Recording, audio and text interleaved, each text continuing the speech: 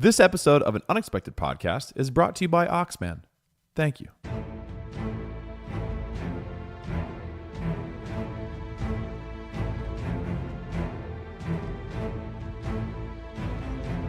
Hello, friends, and welcome to An Unexpected Podcast. I'm Ez. And I'm Lane. And we're talking Tolkien. We're coming to you from the Shire of America, the beautiful state of Ohio, in a little village called Amanda. Yeah. It's that town. That's that village, yeah, Amanda. Sing it. Town. Wow. Well, you know what? That's kind of the theme for this episode. We got a couple songs that we're going to be singing. You're like, wait, there are no songs in this chapter. Exactly. Don't worry. We got you covered. All right. Yep. This week, we are bound to have a good time. Get it? Get it? As we cover the Uruk-Hai as a part of our journey through Middle-earth. All right. Beautiful. Here we go. Very quickly, I want to mention in the table of contents, we just had an amazing conversation with our patrons on Discord. I don't want to spend a lot of time on this, but literally we had about, I think, 10 to 12, maybe 13 folks on there. Other people were in the How long chat. did it last, Ez? I think we talked for almost 2 hours. 2 hours. So that was great. a lot of fun. So, Friday nights we'll try to kind of send a message out on the group saying that we're in there. If you guys want to check that out, it's definitely a lot of fun. It's just instant. We're kind of talking to people, get to know people, where you at, a lot of Q&A, fun stuff. We're just kind of focuses our, pre-episode routine too. So, they're, I don't know. It's cool. It was fun. very, very refreshing. I liked it. Liked it a lot. Yeah, very, very fun. It's like we were hanging out with them, Yeah, absolutely. Because the kind of world, I guess. Right. So anyone can join into the general, just like text chat. I just added that in there. Oh, that's cool. So yeah, anyone who's listening can just go in there and see. That's cool. I didn't know what's happening, and you can type to folks because I feel like that's cool. And so want Ezra, people to be connected. Yeah, go ahead. For guys and girls like me, what is Discord? It's just a chat room. It's basically a chat room. Is it safe? It's safe and it's secret. Okay. Oh, I did not see you going there with that. Well, it's actually I got some private, like I've got the Hobbiton. I don't know if I like where you're going with this. Oh, okay. The Hobbiton chat room. I've got the Rivendell chat room. Those are for patrons exclusively. Yeah. But our general chat room is just open to everybody. Barlaman's Banter Room? Honestly, if you just search up Talking Tolkien, you'll find it there, or an Unexpected Podcast. I also created, in the Facebook group, I put a link in there so anyone could go jump in. So I can't talk. All of a sudden, I just can't talk. Words, it's hard. They're hard. But it's hard. Real quickly, if you want to listen live and kind of participate that way, you have to be a patron. So that's through our patron. That's I still can't talk. A reward for our patrons. So there we go. Our matrons? Hey, can I slide a little bit of that? Yeah, you know what's funny is Ezra always makes fun of my coffee because I like really, really strong espresso. When we get going, because I'm guys, I'm not going to talk about it, but I'm feeling a certain lack of energy. Holy smokes. But I won't use the T word. T word's a bad word. It's a bad word. So I need a little bit of, juice to get me back up because, it's early in the morning. I won't say late at night. And I guess that kind of works, actually. It does. Eventually, if you wait long enough. And so, but he, he had it by his mouth. He goes, well, that's hot. That's hot. I was like, yeah, Ezra, I enjoy hot coffee. Then he sips and he goes, oh, gosh, that's really strong. Dude, it tastes good. It's fine. Okay. It really just loosens up your throat, too. It does, man. Feels great. Yeah, don't go there. Anyways, guys, let's hop into some quick counsel. Quick counsel. My friend. You have my sword. And my bow. And my axe. How are you? I'm doing good, man. Why don't you go first? How have you been? Why don't you go? I'll go first. How about you? Yeah, I'll go. You know what? I'll go second. Let me go first. You go first. I'll go third, and then I'll go first. You go second. We'll do a back and forth sort of thing. So I'm doing well. It's Good. been probably one of the more stressful weeks. I think I called you earlier this week, and man, when it rains, it pours. Yeah, it does. And so. Yeah, it's just been a stressful week at work, so I'm actually really glad that I'm here and I got to the weather's good. The same way. It's like a fall weather, so the flannel wizard can actually wear his flannel out, and it looks normal. Not with gym shorts. It looks like, oh, that guy's wearing flannel. No big deal. It's normal, right? Yeah, it's that time of year. Except for I wear it in July, so whatever. It can't be comfortable in July though. No, it's not. I don't really wear it in July. I just was joking. But I've seen you do that. Yeah, I have. Okay. Yeah. So anyways, how you doing, man? You doing all right? Doing good. It was also kind of a long, sort of stressful week-ish, but yeah, I'm glad to be here now. This is I don't know. I feel really excited for this chapter. Yeah, you were telling me about that. Yeah. Really, really cool. I don't know. It was some of these chapters. They just surprise me. I don't know what it is. They just surprise me. Yeah. You know, by how the ones I don't really remember, I guess, are the ones that are just. Are you showing me something? No, I'm just moving my phone. No. The ones that I don't expect to be like super awesome are just hitting me in the face, man. It's great. Yeah. It's great. Yeah. This one was good. I have had a little bit of a dilemma I want to talk about. Sure. You know, Crotch Fruit, the sequel, is coming soon. And we were actually talking in the Discord about rugby versus football, which one's better. Yeah. And just this resurgence and love for football I've had recently. I'll spare you all the details because this, you know, we're not talking about football here. But anyway, a new name. Yeah. Okay. For a boy has kind of emerged. I haven't heard anything about this. Yeah. And so this is kind of interesting. So our first boy, whether it was, you know, it wasn't Winnie, but if it would have been Winnie and, you know, whoever is coming next, is coming next, it's always going to be Viggo Joel Smith. Viggo for Viggo Mortensen. Right. No shocker. Well, there's another name in the mix now, and I don't know what to do, Ezra. I have lost sleep over this. Okay. Another possibility. Yeah. Is Woodson. Woodson Joel Smith. Really? Yeah. That's my crazy. favorite football player of all time is Charles Woodson. Wow, man. Any of you from Michigan, you know, I know Erica, Chase, you guys know what I'm talking about. One of the absolute best. I did not expect that. I know he's one of your favorites. And he's great. I mean, he's like arguably one of the best football players of all time, defensive players. Well, I'll tell you right now, I know who everyone on this that's listening to this podcast is going to vote for. They're going to vote for Viggo. Well, and that's my thing. I mean, I don't know. So do I go Viggo? Do I go Woodson? Do I go Viggo Woodson? Can you imagine if you left it up to the group? I mean, I'm not going to say you guys are going to like make up my mind, but you will heavily influence it. So I feel like I feel like I'm cheating on Viggo even entertaining the idea. Yeah. So I don't know. It's very I'm troubled, guys. I'm troubled. Man, you're gonna have to work on it. You know, I'm gonna have to work on the weekend. You're gonna have to work on it. And today is a special day. It's actually Ezra's anniversary. Yeah. And so we're celebrating that kind of in style here. We had some roosters wings. Yeah. Let me tell you guys. So veggie tray. I show up and just chilling out, thinking it's a normal Friday. You know, hey, how's it going, friends? You know, and I'm in the kitchen, and I think Go-Bear walks over, and I don't know how it even came up. Like, so I don't remember either, because I think we were talking about our anniversary, and you're like, oh yeah, wasn't that recently? I was like, yeah, it's today. Yeah, I was like, wait, what? Is it? What?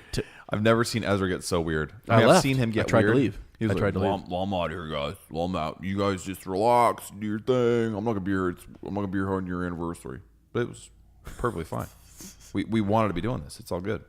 It's just crazy. I actually texted Lane's sister and I said, the next time this happens, and you foresee that they're not going to tell me this, like hit me up. And she's like, oh my gosh, I know. She's like, you know, we were going to go to the fair. And, yeah, that's right. It's Fair Week. Yeah, it was Fair Week. We were going to go with Winnie and stuff. And so it was just kind of too cold. And so they didn't want to, take Winnie out. But I was still like, come on, let me know. Come on, man. It's no big deal, man. It's cool. It's cool. This is a fun way to spend it. I love you guys, and I'm glad. Love you too, man. I know Goldberry's asleep, so we always try to wait until What do you think, man? Viggo or Woodson? Viggo's always been. I know. I'm not Woodson's a cool name. It is cool, but Viggo. Because I asked my dad, and I'm like, oh, for sure, he'll Viggo all the way. He's like, Woodson. Yeah, I think I like Woodson better. I was like, no way. What? Yeah, that's crazy. I just don't know what to do, guys. I don't know what to do. Well, yeah. I do know what to do. We're going to drop some eaves. We're getting into dropping eaves, right, okay? Let's talk some Amazon TV show news. Some really cool stuff going on. Not really, not much. But Peter Jackson is looking forward to actually getting to watch a version of The Lord of the Rings. So that is a huge indication. I'm looking at the Screen Rant article right now. If you search Lord of the Rings TV show Peter Jackson, it will pop up. The little interview he did, I think he's involved in a movie. Oh, what's it called? Something Machines, Fantastic Machines, or something like that. Okay, I don't know. He's got a new movie coming out that I have not been following.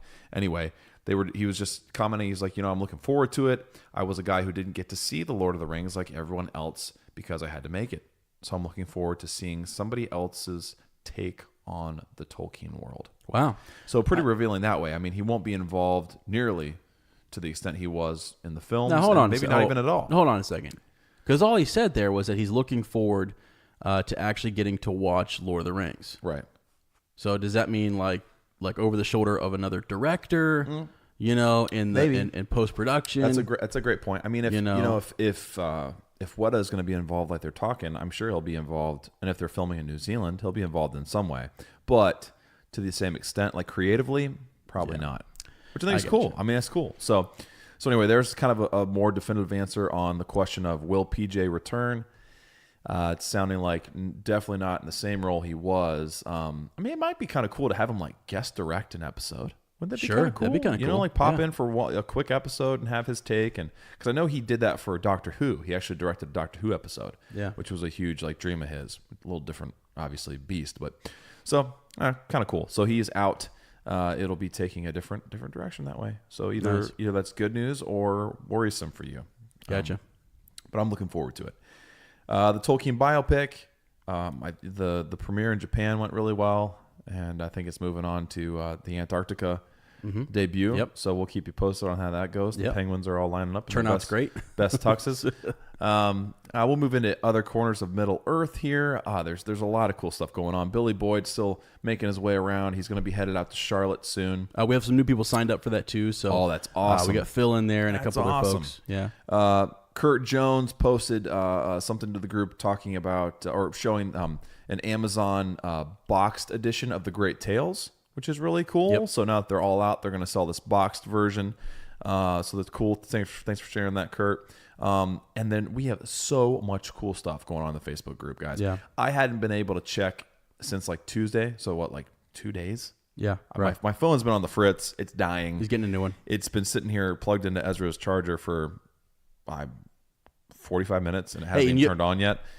Right. What? Cool. What? No, that's fine. I'm glad that you said that and we recorded that because Bobby will tell you last week that I sat there for a good 55 minutes and I was sweating trying to get your phone to operate so I could get Discord figured out last week for our patrons. So sweat was coming out of your hair, which was coming the weirdest everywhere. So anyway, I missed a couple of days, and I was on Sarah's phone this afternoon, and something popped up for the group, and I saw the notification went in. And I was just like, oh my gosh, so much cool stuff. So I wanted to share. I did this once before. I'm going to try and do it regularly. So if I miss something you put on there, forgive me, but I'm just going to give a recap of what's gone on in the last couple of days. Curtis avoiding Krebine in the Poison Glen. Cody's sharing of the bro meme. Yeah. Pretty funny. Samantha's mom's stunning artwork. Oh, wow, that was great. That was cool. That's right. Yeah. David Coburn in the ruins of Minas Tirith. He found it, even with the white tree. Right. Morgan spying the eye. Matthew Malecki with Gollum's acceptance speech. Lord of the Laughs with Santeri. Adam, Lord of the Rings. So I did their Adam Lord. And Saruman, the Many-Colored. Susie is No Man. The Tears of Trent Thompson. Yeah. Cracked Ribs and Broken Toes with Jessica. Stephen's Search for a Gimli. Gandalf in the Sim World with Aaron. Tara Lynn and the Runners of Middle Earth. Henny's Hello. Seth meeting Billy. Brooches with Richard. Morgan's pickup line, and so much more, guys. It's it's really cool. I mean, you'll laugh. I like that rundown. You'll cry. It's pretty cool, right? That's a great start rundown, doing that every man. once in a while because you guys deserve just a little. Like I said, we could talk about that stuff forever, but that's why it's the group, you know. But yeah, if you're not on Facebook, it's worth it to just get a tease it out, man. Yeah, Jane Doe account to get on and talk with your friends. So yeah, the poll results from last week. Whose gesture was more impressive this chapter? This one, I didn't understand this. You know what? Shocked. What do you mean? I don't understand. Do you not? Did 68 other people not understand too? Maybe they didn't. So what I was referring to was, Legolas getting ready to die and kill for Gimli. That's his gesture. Yeah. And Aragorn whipping out his Anduril I got you. and revealing himself. I honestly did not get it, man. I'll be honest with you. Well, So that's why you didn't vote then. I didn't vote. This is the first one I didn't vote in. Oh man. Sorry, guys. I figured the pictures would have painted the picture for Ezra, but I didn't listen to the chapter. So this one shot me at first, but then I thought about it more. I'm like, well, Aragorn's been kind of slowly doing this, being revealed as the king. Yeah. So we've seen it before, but this Legolas like gesture. Yeah, getting ready to kill and For Gimli. die for Gimli against people he's got no quarrel with. Yeah. You know what I mean? So Legolas was 59% of the vote. Aragorn was 41%. So a big time win from Legolas. Yeah. That's cool, actually. 60-40 split there. That's pretty big. So yeah, when I think more about that, like I mean, was the Aragorn stuff really cool? You know, crying out Elendil, sure, yes, yeah. you know. But Legolas, yeah, it's you know, you would die before your stroke fell. And the way it describes it too, like his fingers move so quick, like that couldn't even perceive it. They couldn't see it, Yeah. like it couldn't be seen. It's amazing. I know. Like how else can you describe that? Like you can't even capture it on film. Like you can't see it. I know. Like that's how fast it was. Yeah. So I mean, I don't know. It's just cool. It was fast though, right? It's fast. Just in case you're wondering, it was fast. It wasn't slow. And then we have another little future meetups possibly. We're talking. I'm hoping so. I'm hoping Chase McKinney's getting behind there. Yeah, we had Chase in the Discord chat. And we were kind of talking about that. We talked about possibly going. I said you're going to Middle Earth this summer. I'm hoping this summer that my dad and I get over to England and get a chance to kind of meet some folks over there. Scotland. Yeah, we've talked about going to New York, and Lane and I possibly doing some meetups there. We'd like to find a con, like a Comic-Con, I think, eventually. Yeah, it's called the Long Expected Party. Well, yeah, we got Amanda, that Ohio. for sure. We got to go around the country too, though. So yes, if I'm forced to. Wow. I'll put my brooch on. Oh gosh. Yeah, so that's it for meetups there. Yeah. Well, there was a song we were singing before. You're looking at me. I have to handle this one. It's in blue. Okay. It's in blue, Ezra. It's in blue, but here's the thing. So I don't know, like there are no songs in this chapter. So it was just sort of like kind of missing the music. We were kind of missing it. It's a sad chapter. I mean, not sad, but you think about how the poor little Pippin is treated. It's tough, man. Man. And so I was thinking, I don't know how this song came up today before we were recording, but what did get us started on the music train? Oh, I put in the White Album from the Beatles. Yep. You did we that. listened to that, and that it sparked we got on the '90s train, man. The good old we 90s got on the '90s. music. I don't know. I started singing oh my gosh, we built this city. We built this city on orcs and trolls. We built this city. Yeah. We built this city on orcs and trolls. Yeah. Yeah. So that's, I don't know that wasn't even 90s though. I don't know why. I don't know. Just the rock. Saying that. And then we always sing the everybody's orking for the white hand. Yeah. Or weekend. Whichever. For them. I don't know. We were singing those songs. Yeah. And then like. Getting funky. We just more things were coming up, and we're always like, you pick a song, I pick a song, and Creed came up. Yeah. And I was talking about, can you take me higher? And Lane's like, no. So is this one called? What is it called? 6 feet? Is it One Last Breath? I think it's what it's called, but it's actually 6 feet under, or 6 feet from the edge is what people think about. Yes. Most. So if you hold me now. Yeah. 'Cause I'm 6 feet from the edge, and I'm thinking maybe 6 feet ain't so far down. So some Creed love. I love Creed. So Sarah hates them. Yeah. A lot of people don't like them. Yeah. So anyways, that song came on. I was like, man. We were rocking out too, by the way. We were rocking out. I felt like a 7th grader again, just emotional so and emo, and I was pumped. It was so great. But I thought to myself, hold me now. I'm 6 feet from the edge, and I'm thinking maybe 6 feet ain't so far down. You nailed this, bro. And I was like, do you think that's what Pippin was thinking? Yeah, yes. At some point, Do you think when hobbits bury their dead, they do half the distance? Dude, I literally 3.5 feet. Okay, I had a dream earlier this week, and I was actually thinking, because I had a dream that I was writing the next Bywater Post newsletter, and I, was struggling getting it done. Yeah. Okay, which I am. Okay. So, and I was like, where would someone? Because I've been writing that as if like they've come back, and Sam's still there, kind of doing his thing, and he's running around, and people are like really interested in Sam, and him and Fatty are up to something. Yeah. But I'm like, would they go visit? A memorial or for some, like, where do they go to visit and pay, tribute to their lost loved ones or those who have passed on? And I thought, do they bury, hobbits, or like, I don't know. Just so it's interesting that you said that, because I literally had a dream about that this week. Wow. So crazy. Hobbit death. I don't like to think morbid. about. I don't like to think about those, but Drogo, I mean, you know. There's no guarantee.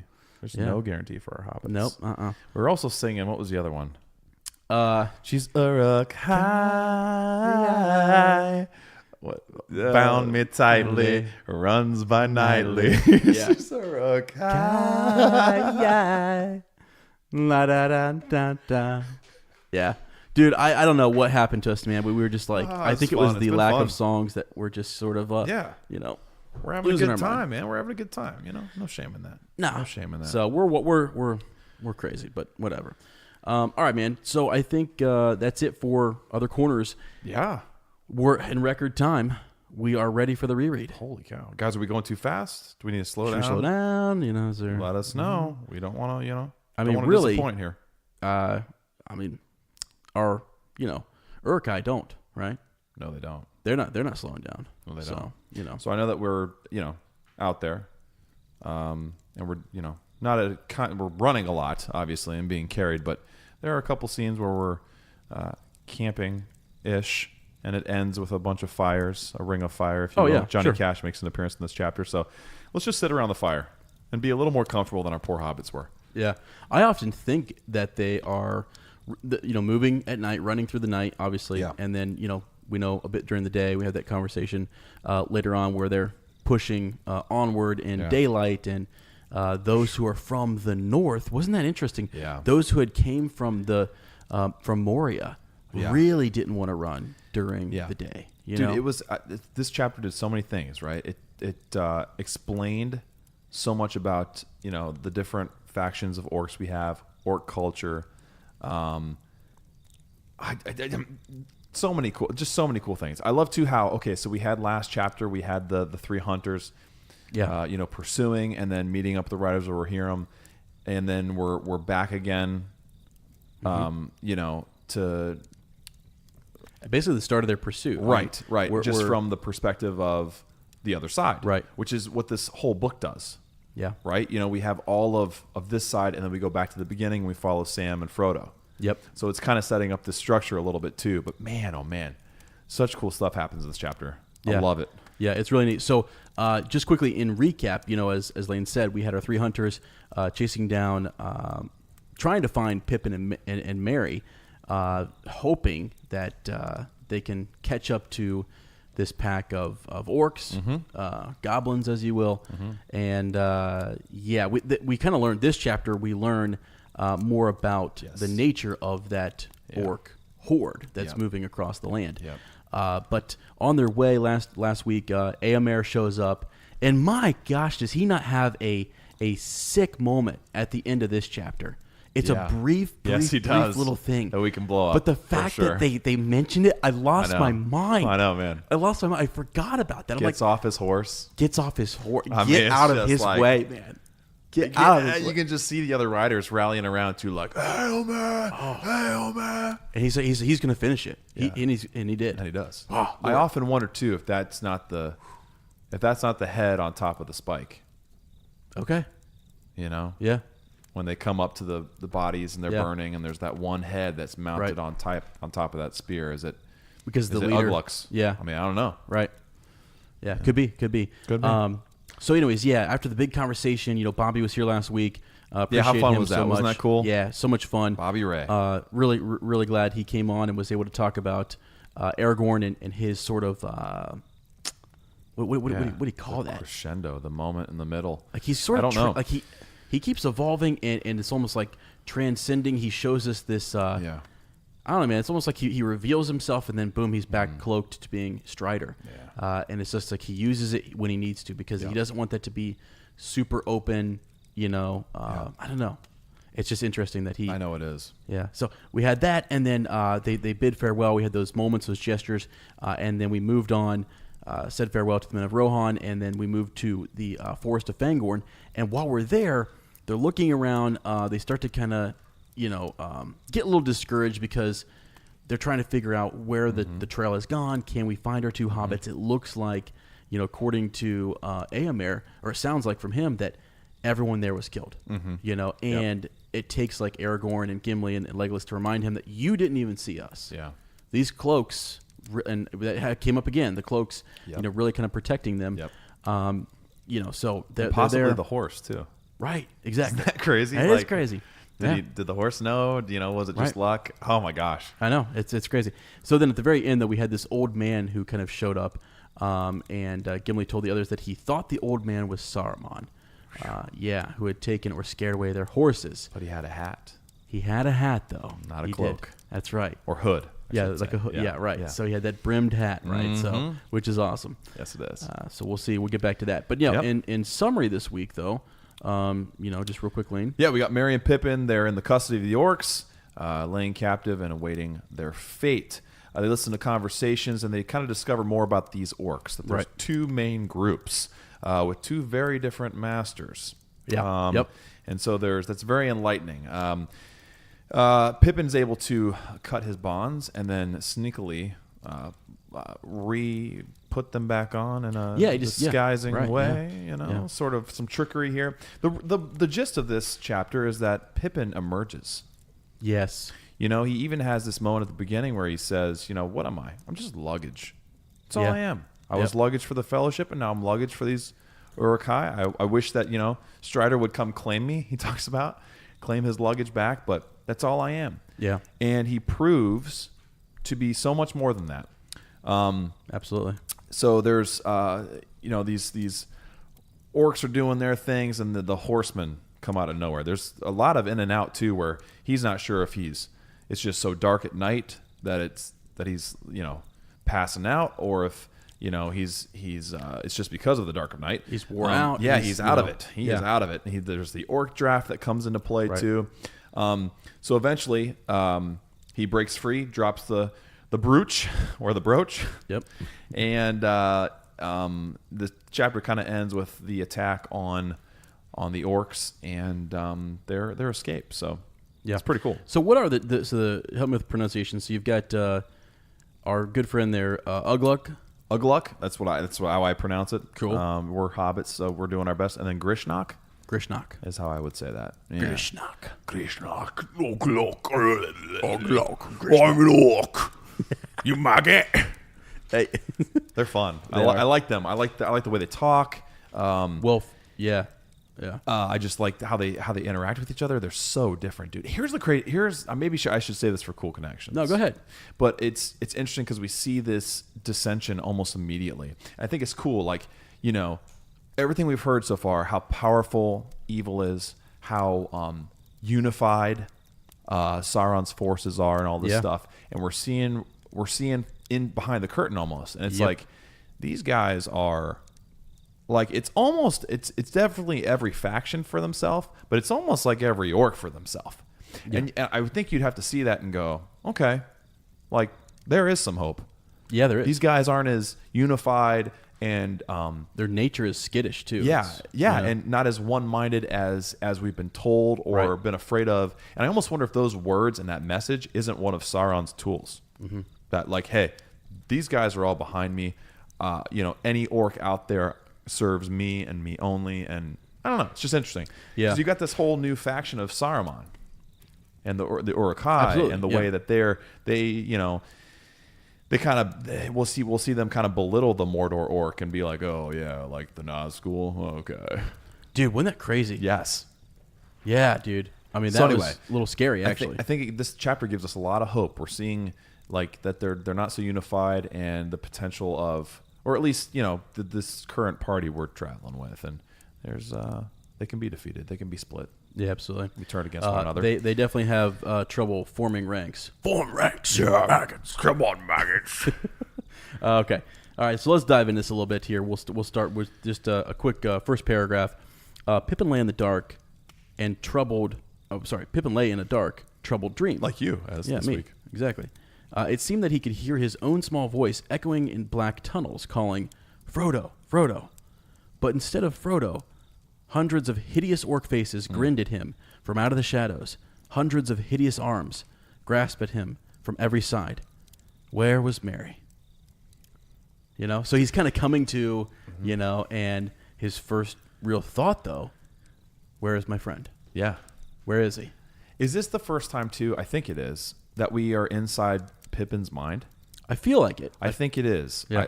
It stood out. I was reading this. I'm like, hang on a second. We haven't been from Pippin's point of view yet. Like we have not We've heard entered, him talk. Right. Yeah. He's always been like the comic relief, or we've seen a quick description of something he's doing, but we've never been in his perspective before. So this is also really, really cool that we're getting, like how we saw more of Legolas and Gimli's characteristics last chapter. We're getting a taste of an old character in a new way, getting to know him better. Right. This whole chapter. So that's really, really cool. Agreed. I love it. Yeah. Totally.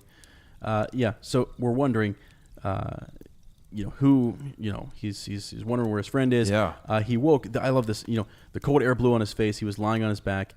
Evening was coming, and the sky above was growing dim.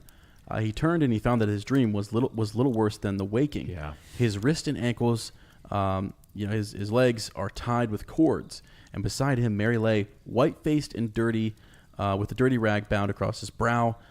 All of them set and stood, or all of them set about a great company of orcs. Yeah. So pretty dire situation here. Yeah. His friend looks like he's knocked out. He's almost seems like he's unconscious for a lot of this. Yes. I love how too. Is it in the film where he pretends like he's a little more hurt. Out of it than he really is? Mm-hmm. We didn't really get that in this chapter. Not so much. Yeah. Okay. No, not so much. But I thought that was still. So yeah, he's pretty much out of it.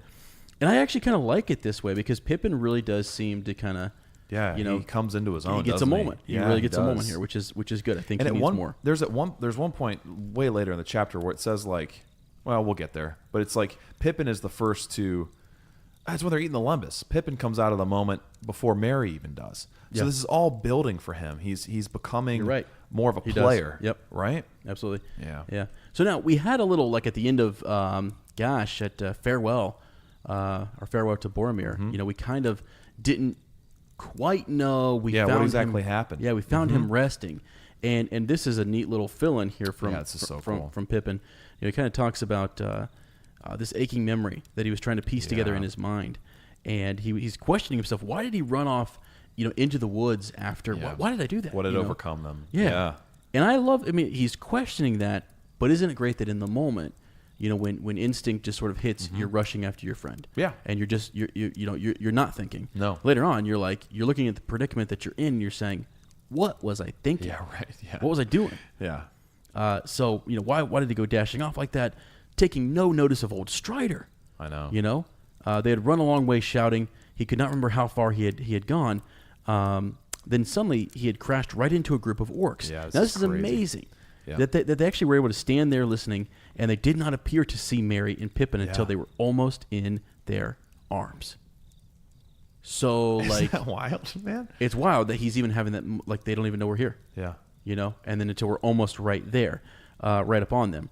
And then, again, I think it's the cloaks. The cloaks. And they're the small. Nature of hobbits. Nature of hobbits, Right. The big folk go bumbling over top without even realizing they're there. Yep. So there was that. And I love this, little bit here where he kind of talks about good old Merry. Good old Merry. Good old Merry. Just cutting off arms and hands. Yeah, man.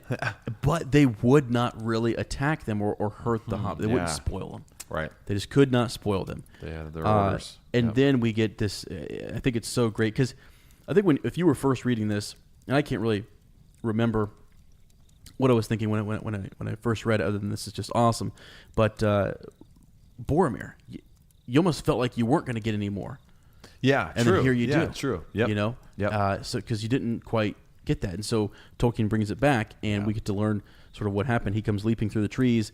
And he's fighting. He's taking on the orcs and slaying a multitude of them. Yeah, and he talks about they shot. I just love the term that he used. Their words he uses. They shot a rain of arrows, always at Boromir.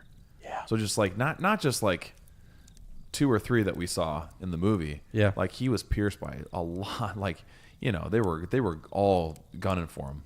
You're right. They were. And sort of one of the last things he remembers is him actually pulling an arrow out. Yeah. How badass is that, just too? Resting again, laying by that tree. And that's one of the last things he said. He thinks he was just hit over the head. Yep. And kind of taken that way. So, yeah. But now he's questioning, why did they not kill him in Merry? Yeah. Why wouldn't they? I would almost be, especially if he's got the adrenaline flowing, almost like frustrated in the moment, like, are confused at least as to like, why are they not coming after us? Right. You know, and then you see your friend Boromir getting shot. Yeah. You know, one of your fellowship. Yeah. And you know, and I love how they do it in the film because they do sort of take up that like, no, they grab the rocks and they start throwing these rocks. You know. Yep. But I actually love that here in the book. I mean, he's got his sword out and he is taking arms, taking hands. I know, it's amazing. That's kind of cool to me. Yes, it is. So they were not happy. I have a feeling a lot of the arms and hands that he took ended up those orcs ended up dying and things because I can't imagine. Probably thrown him in Boromir's boat. Right, exactly. I can't imagine them running with this host and having their arm taken off by one of those hobbits and saying, "Yeah, I'll just let you." Unless they were drinking that orc draft. Yeah, that might be the only way, huh? Right. Yeah, might be the only way. So, all right. Yeah, and he starts to lament, you know, just being here in the first place. You know, felt cold and sick. I wish Gandalf had never persuaded Elrond to let us come, he thought. What good have I been? Just a nuisance, a passenger, a piece of luggage. And now I have been stolen and am just a piece of luggage for the orcs. I hope Strider or someone will come and claim us. But ought I to hope for it? Won't that throw out all the plans? I wish I could get free. So just this feeling of, you know, what am I even doing here? Right. Why am I here? I think it's super honest thought though. It is. You know, and it's I mean, true. Like that's how you would be feeling in that situation if you were Pippin. Like it'd be nice if someone could get us out of this, you know, mess. But at the same time, I shouldn't be thinking that. Yeah. Because I kind of know. I think he knows. You know, like this is one of the things that we thought could have come to pass. Sure.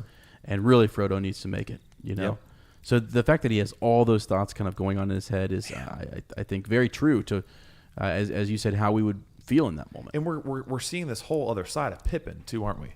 Yeah. Like he's always just been this goofy comic relief. Like, oh, he just, you know, did another one-liner, you know, ribbing Frodo or, you know, joking with Sam, pointing fun at Sam, you know. And we're seeing here this introspective side where he's, you know, he's in pain, he's in turmoil, he's, you know, frustrated with his predicament and like even being there in the first place and brutally honest with himself too, you know? Exactly. So just interesting to see. Yep. Now, this is kind of neat. I think you get more dialogue out of the orcs and the different factions and stuff here in the books than for sure. You know, and so this is interesting. They start to kind of they actually tell the hobbits to kind of rest up. Yeah, you're gonna need it. You're gonna need it. Rest while you can. Yeah. Calling them names though, he calls them a fool. You know, and tells them to rest, and then you know, basically we'll find use for your legs before long. You know, but you'll wish that you had that you had gotten on before we got home. Like they're kind of teasing them and they're putting them down, calling them different names and stuff. So yeah, he's talking about tickling you with my sword. Yeah. Or the knife, that long black knife. Yeah. Don't draw attention to yourself, or I may forget my orders. Curse the Isengarders. So there's that first hint that we've got two different groups going on here too. And then he says something in his black speech, Ugluk u Bagrank Sha Pushdug Saruman. Glob Bob. Dude, it almost sounds like kind of like Russian, doesn't it? Glob Bubhosh Sky. Nice. I don't know. Crazy. Well done, dude. So it's angry speech, dark, and it slowly dies away into muttering and snarling. So just you kind of imagine like them just kind of rumbling all the time. All these orcs about, you know, speaking the black speech, and it's sort of just constantly humming out there. I mean, the cool part is he's actually insulting Ugluk. You Bankrock Shaw Push Doug Saruman. Yeah. Like he's calling him, he's cursing the Isengarders. And there's Saruman's name in there and so on. So I'm sure someone has an actual translation there. Yeah, share that with us. That'd be good. Really neat. So Pippin's just terrified. You know, he doesn't know what to do. There's always these voices around about him. Orc speech going left and right, full of hate, anger. It seemed plain that something like a quarrel had begun, and it was getting hotter. Yeah. To Pippin's surprise, he found that much of the talk was intelligible. Many of the orcs were using ordinary language.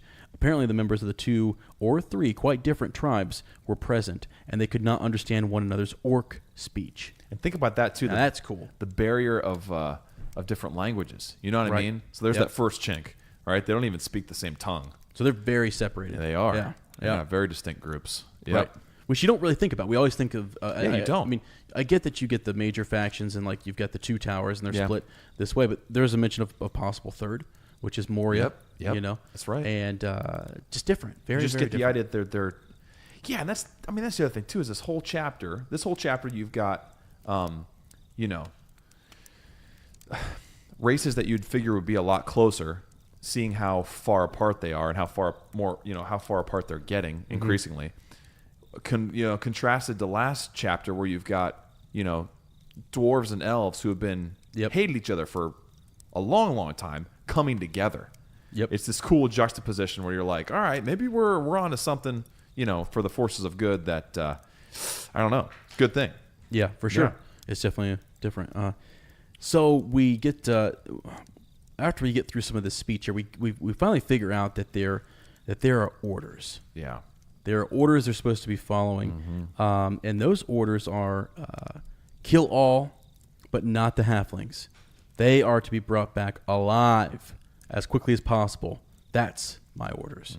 And this was that it was like a third voice that had kind of come in that split between some of the arguing and the bickering because one of the comments is there's no time to kill them properly. Yeah. Right. So, but yeah, they weren't to spoil them, and so that's the big bit there. And in all that conversation, I just thought about this too. But like, as the chapter kind of goes on, I think they, Pippin's listening. He's the one listening to the conversation.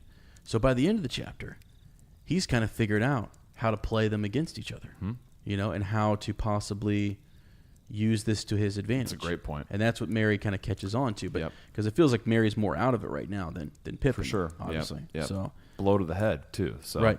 Yeah. Yeah. So let's see here. No, I heard that one of them has got something that's wanted for the war, some elvish plot or other. Anyway, they'll both be questioned.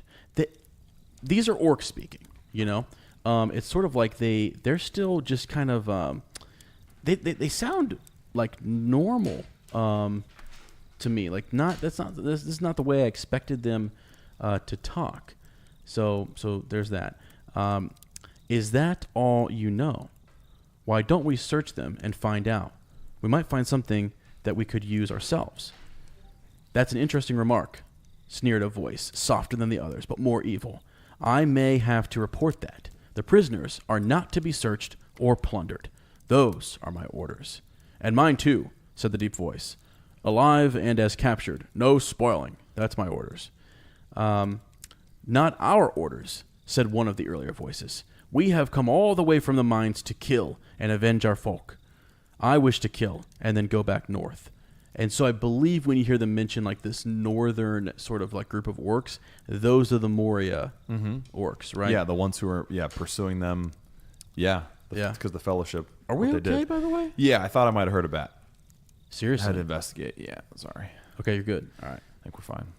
Man, I was worried there was somebody at the front door. Well, maybe there is. A little too late for that. Never know, my friend. Mothman showed up. Trying to scare some people. Hey, it's October. Hey, it's man. regional. So He's down this way. That's right. He is. Boy, if you get 3 knocks on that door, I'm leaving. I'm getting out of here. All right, here we go. Please, Lord, no. No, but yeah, and so different orders, different things, and what have you. So, let's see. Here we go. So then they get in this conversation about masters. Yes. Right. So they're kind of talking about the one group, this third group, just wants to kill and avenge. And then we have this growling voice that kind of says, "Then you can wish again. I am Ugluk. I command. I return to Isengard by the shortest road." And so there we go. We get the captain of the Pretty clear. the Isengard orcs. So then the question, this evil voice. I always thought this I think this is Grishnak, right? Or Grishnak. He is kind of like, his voice seems, the way it's written, more evil. Doesn't it to you? Yeah, it does. It feels scarier, actually. Yep. And even when I was listening to the audiobook, I was kind of like, holy smokes, like this is definitely There's something. There's an older power in Mordor. There's an evil there that's like, I don't want to mess with that guy. Nope. Because just the way it's worded, it is evil. Like that's the way Pippin perceived it, as much more evil. Yep. And so he starts to kind of ask about, Saruman. Is Saruman the, master of the what's he say there? Master, is Saruman master or the Great Eye? We should go back at once to Lugbors. And Lugbors is a name for Barad-dûr. So Really? he's saying we should go right back to the heart of Mordor. So you're seeing there you go. There's what are the two towers? There's that big conversation too. Tolkien never really revealed what they are. Yeah. Specifically. So that's really interesting. But anyway, you got these you're getting the clear image that there are these two forces that are supposed to be working together, but someone needs to tell them that, right? Yeah. You know, Grishnok wants to go back to Mordor. Ugluk's saying, "Hey, my orders are to come back to Isengard, to Saruman," and these two leaders of these different groups of orcs definitely split. Well, man, think about when we're going down the Anduin and like the decision: do we go east or west? Yeah, and here we are. Right. So there again. Yes. With this group, this air quote fellowship of orcs, kind of trying to figure out what they should do. Yeah, and they actually talk about crossing the Great River. Mm-hmm. And whether they could do that, and they just don't believe that they have enough to venture down to the bridges. Yeah. So, and they bring up the winged Nazgul too. Yep. Which we remember seeing, right? That's where it's at still. Yeah. That shape that flew over when they were on the West Bank, and they weren't necessarily sure what it was. It kind of freaked them out, and we learned that in fact is what it is. So. Yep.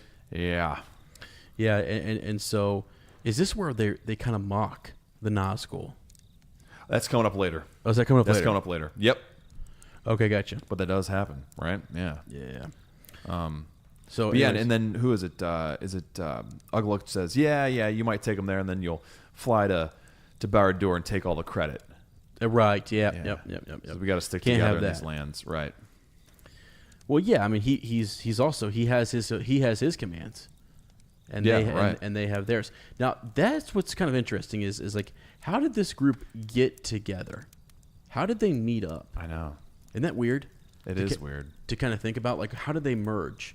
Because they're being chased out of Moria, and then you've got Saruman has sent some, because that was that force that was sort of like, there was something when Aragorn was on the other side, when they had landed there, he sensed, they knew something evil was happening across. They knew that the orcs from Mordor were across Anduin. So when did they cross? Yeah, that's a great question. Yeah, when did they, cross and what have you? So it's kind of crazy, right? That is so crazy to think about. Yeah. And like when they first came together, was it like, hey man, what's up? I'm Grishnok. Right. Ugluk, nice to meet you, man. Yeah, gotcha. All right. Hate you, by the way. Dude, hate you guys. How about the amount of time? By the way, hi Goldberry. Hi Goldberry. Goldberry. I like to bring her up when I see her. It's Washington. But how about the references to mud around Ugluk? Did you catch all those? So just watch as we go through some of this, like when they bring him up and they talk about him.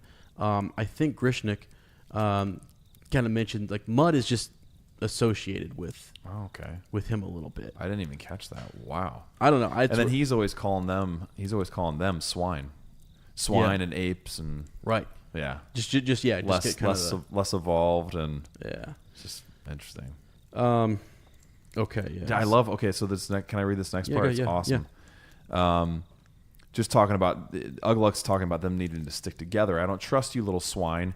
You've no guts outside your own sties, but for us, you'd all have run away. We are the fighting Uruk-Hai. We slew the great warrior. We took the prisoners. We are the servants of Saruman the Wise, the White Hand, the hand that gives us man's flesh to eat. So that's another scary thought. Like, holy crap. And why Pippin probably doesn't chow down when they throw him some flesh. We came out of Isengard and led you here, and we shall lead you back by the way you choose. By the way we choose. I am Ugluk. I have spoken. And then the evil voice comes back. You have spoken more than enough, Ugluk. I wonder how they would like it in Lugbors. They might think that Ugluk's shoulders need relieving of a swollen head. Yeah. They might ask where his strange ideas come from. Did they come from Saruman, perhaps? Who does he think he is, setting up on his own with his filthy white badges? They might agree with me. with Grishnok, their trusted messenger. And I, Grishnok, say this: Saruman is a fool, and a dirty, treacherous fool, but the great eye is on him. Shame-ing. Man, it's just like fighting words, bro. Yeah. So there we have it revealed that this evil voice belongs to Grishnok, and that he has no interest in Saruman and his power and his Uruk-Hai. That the one ruler is Sauron. So Yeah, dude. I mean, this is a weird question, but I guess if you're reading, I mean, I listen to the audiobook, but I'm also, I also read it too while I'm at school. Like, how do you, like, in your mind, Grishnik just seems like his voice seems like it's piercing and quieter. Yeah. And a little bit more just sort of like Sneaky. Yeah, like he doesn't need to really speak loud. Just that line where he says, they might ask where these strange ideas come from. That's very like, I don't know. That's just like this weird, like if I'm going to tell on you. Yeah. It's like that kid who's like, I'm going to tell on you, man. Right. You better be careful. I'll let the teacher know. It's just like this slimy, sneaky, like treacherous kind of tone. Yeah. Right. Wow. Okay, so there's a bunch of loud yells in orc speech. This ringing and clash of weapons was being drawn cautiously. Pippin rolled over. Yeah, he gets a glance at this. Yeah, hoping that he could see what would happen. His guards were gone to join the fray. In the twilight, he saw a large black orc, probably Ugluk, standing and facing Grishnok, a short, crooked-legged creature, very broad and with long arms that hung almost to the ground. Around them were... That's kind of a scary image, right? Yeah, isn't it?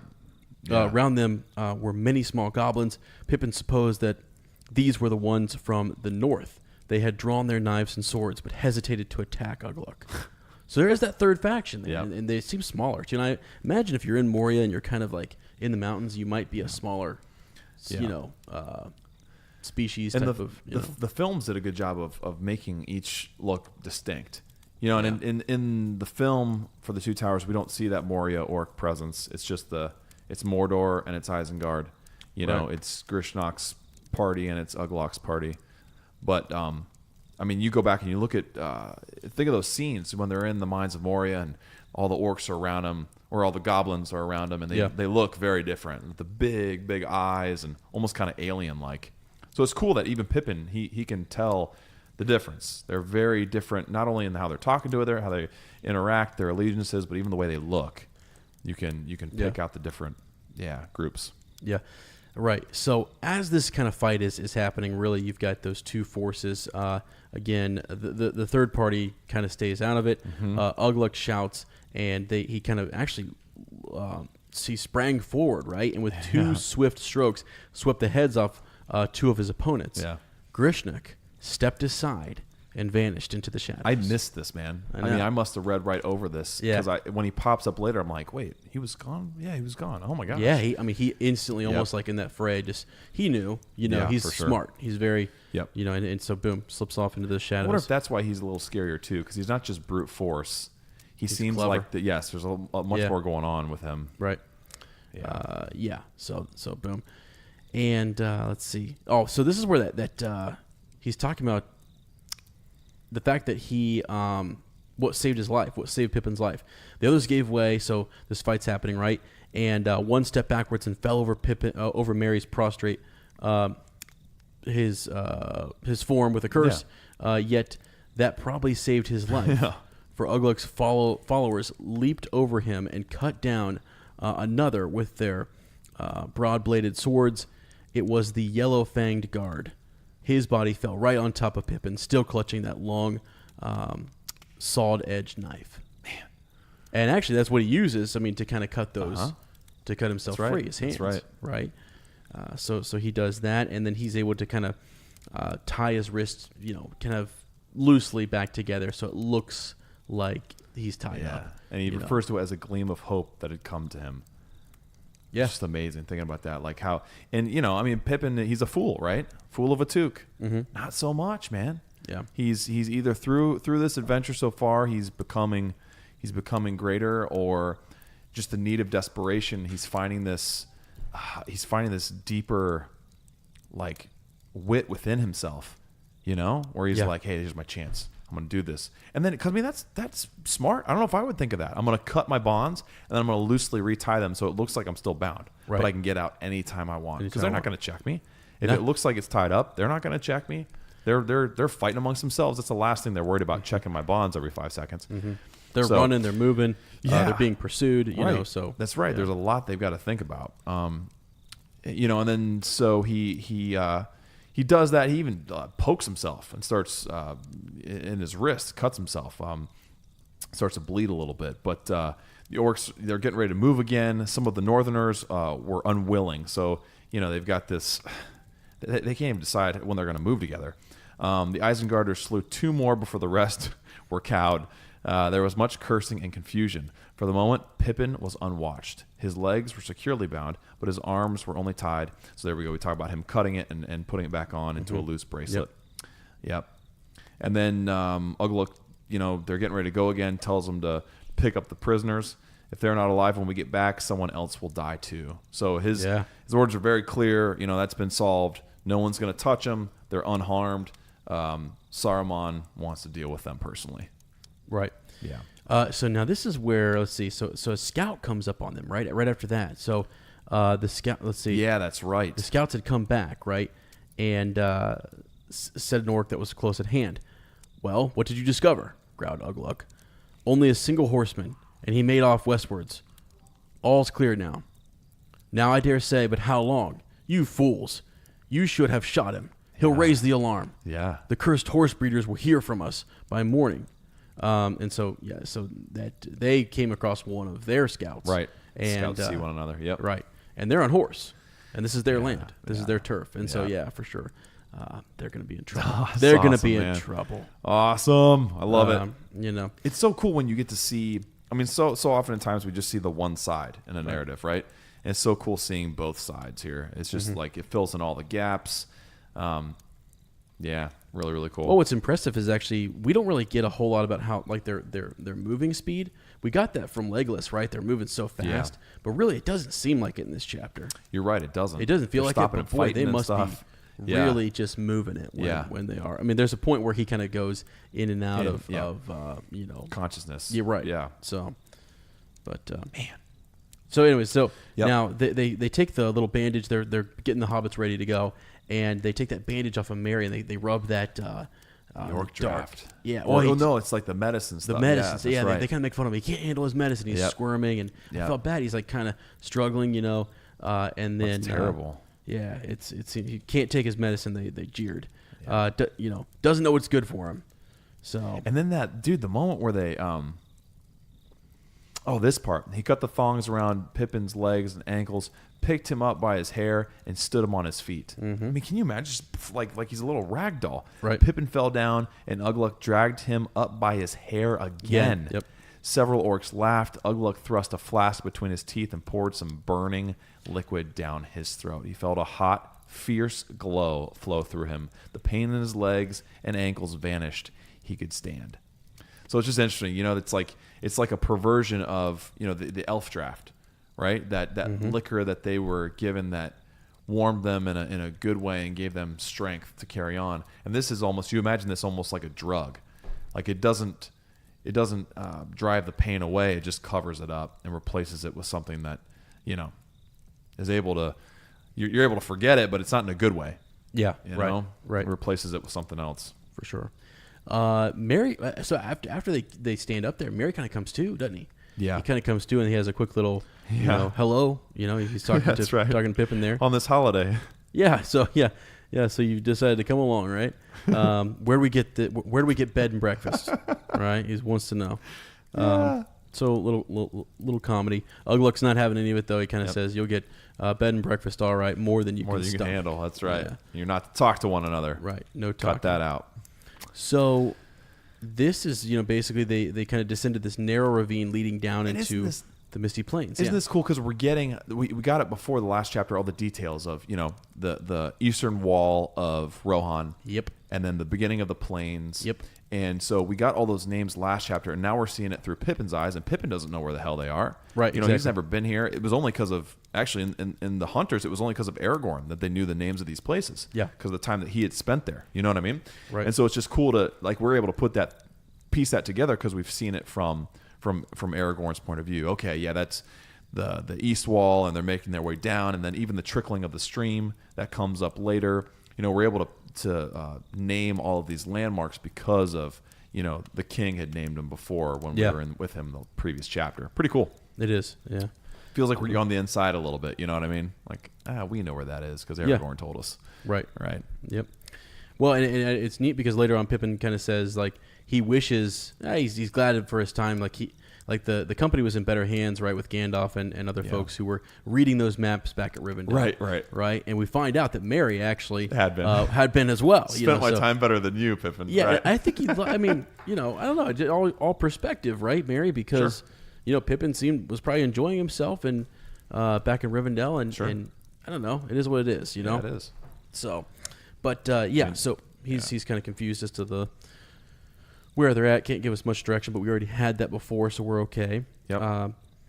Every now and then there came to his mind. So as they're running, right, they're moving along, and they're trying to outpace the Whiteskins, right? That's right.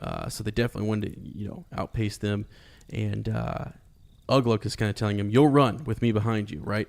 Or you'll never see your beloved holes again." He's kind of telling that to that third group, those Moria orcs. Yeah, that's right. So but as they take off, well, actually they're not running now, are they? So let's see. Oh, they're getting ready to. Yeah, you're right. Are they? Yeah. Okay. Yeah. So Pippin was kind of far back there. He wondered how long he would be able to go on. You mean at the this Hobbits? pace. Yeah, The Hobbits. Yeah. Yep, they're up and running. Yep. Yeah. So he had no food since the morning, and so on. So, but now every they've got now that and again, threat of the whip too. right? Yeah. Yeah. So wait a second. Did he run off first there? Hold on. Is that what happened? No, not yet. I don't think yet. Gotcha. Okay. I think it's coming up. Because you said the whip, and I got to thinking. Yeah, that, that's right. You know what I'm saying? Yep. Okay. I do. But anyway, so every now and again, there came into his mind an unbidden vision of the keen is so face cool. of Strider, Yeah. bending over dark trail and running behind. But what could even a ranger see except a confused trail of orc feet? So that's his question. Yeah. That's his thought. What could he see? And he says, "There's just no way he's not going to." I mean, we're being carried. For a lot of this, we're being carried, and if we are running, then our footprints are being trampled. That's what Pippin's thinking. Pippin's inspired here, man. These are not the thoughts of a fool. I just love the transformation we're getting from him. Same here. It's just amazing. Yep. I don't think I would think that way in that situation. I would be overcome with, 6 feet from the edge. Yeah. 6 feet don't seem that far down. Right. It's I'd be giving up the ghost, I think. But he is I don't know. He's finding something. He's finding little bits of hope to hang on to and thinking, what can I do to improve our situation? Right. It's just, he's not luggage. Exactly. It's far more than that. And he's having this unbidden vision, right? Yeah, man. What's that all about? Yeah, I don't know. That's interesting. Very interesting. So he has that vision, and he's starting to kind of think to himself, like, man, what? He's not going to be able to see anything. Now, they're moving down, like the land sloped down, right, which we had heard about before. Yep. And so they're kind of into the plains of Rohan. Yep. Yeah, kind of having to watch their footing as they run down hill there a bit. But a sudden thought had leaped into Pippin's mind, and he acted on it at once. He swerved aside to the right and dived out of the reach of his clutching guard. Head first into the mist, he landed sprawling on the grass. "Halt!" yelled Ugluk. And so they had all this turmoil and confusion, and they had to kind of run after Pippin. And this is where, as I was saying, he kind of runs off just to make some footprints. You're right. Yep. To distinguish himself, from this horde, which I think, number one, it gives them hope. He doesn't realize that. It gives them hope when they see that they're still alive. Yep. Hopefully this didn't cost him. Right. I think is what they were thinking. That's right. That was their thought. Yeah. Gimli, right? Yep. Hopefully he still has legs to run on. Yep. Yeah. Exactly. But So yeah, but he wanted to give him some trails, let him know that we're still here, we're with this group. You know, this is who you should be following if you are following. So there's that. Then the unclasping of the brooch. Yeah, man. The brooch comes off. The brooch. When the brooch is off, the cat's in the cradle or something like that. It's yeah. Anyway, so there's that. He drops that, and now the whip is what comes out and gets him, right? Curls around his leg. Yeah, that's right. They get him with the whip there, and so then again they're kind of Ugluk tells him to unspoiled, right? They can't be spoiled, and basically later on we can we're collecting these, we're keeping track of what you owe us. Shan't forget. Yeah, exactly. Yeah. So we'll come collect later, right? Crazy. Now this is the part where they don't really kind of remember a whole lot. Yeah, they're sort of in and out here, aren't they? Yeah. Yep. And they didn't remember much of the later part of the journey. Evil dreams and evil waking were blended into a long tunnel of misery. And this is where I just kind of can't. This is where I really started to kind of think, it's like you're 6 feet, you're 6 feet from the edge, 6 feet under, right? Yeah. Thinking about it. Yeah. And I just it seems like there is this glimpse of hope, but man, I don't know. I would be just. I don't know how they're functioning. I don't either. And they're making them run too, and then carry them when they can't run, and then so on. And even when they're carried, it talks about. I think like I mentioned before, it's like you envision them just being kind of, it'd be nice to be carried. I think you'd almost prefer running, because when you're carried, you have these strong arms and these nails digging into you. Their claw-like nails dug into their side, or they're up around the. I think at one talks point about how their face was smashed. Yeah, into the jowls and the ear and the hair of one of their faces, and just just rubbing raw. Rubbing their skin off. Yeah, and, man, that would be terrible. Right. Carried like a sack. I mean, that's not a great way to be carried. Mm-hmm. Yep. So eventually, they talk about as they're moving. They didn't know much about what was happening in and out, and the warmth of the orc that draft that they had that orc drink was kind of gone. It had lost its power, I guess. So and he suddenly fell face down on the turf.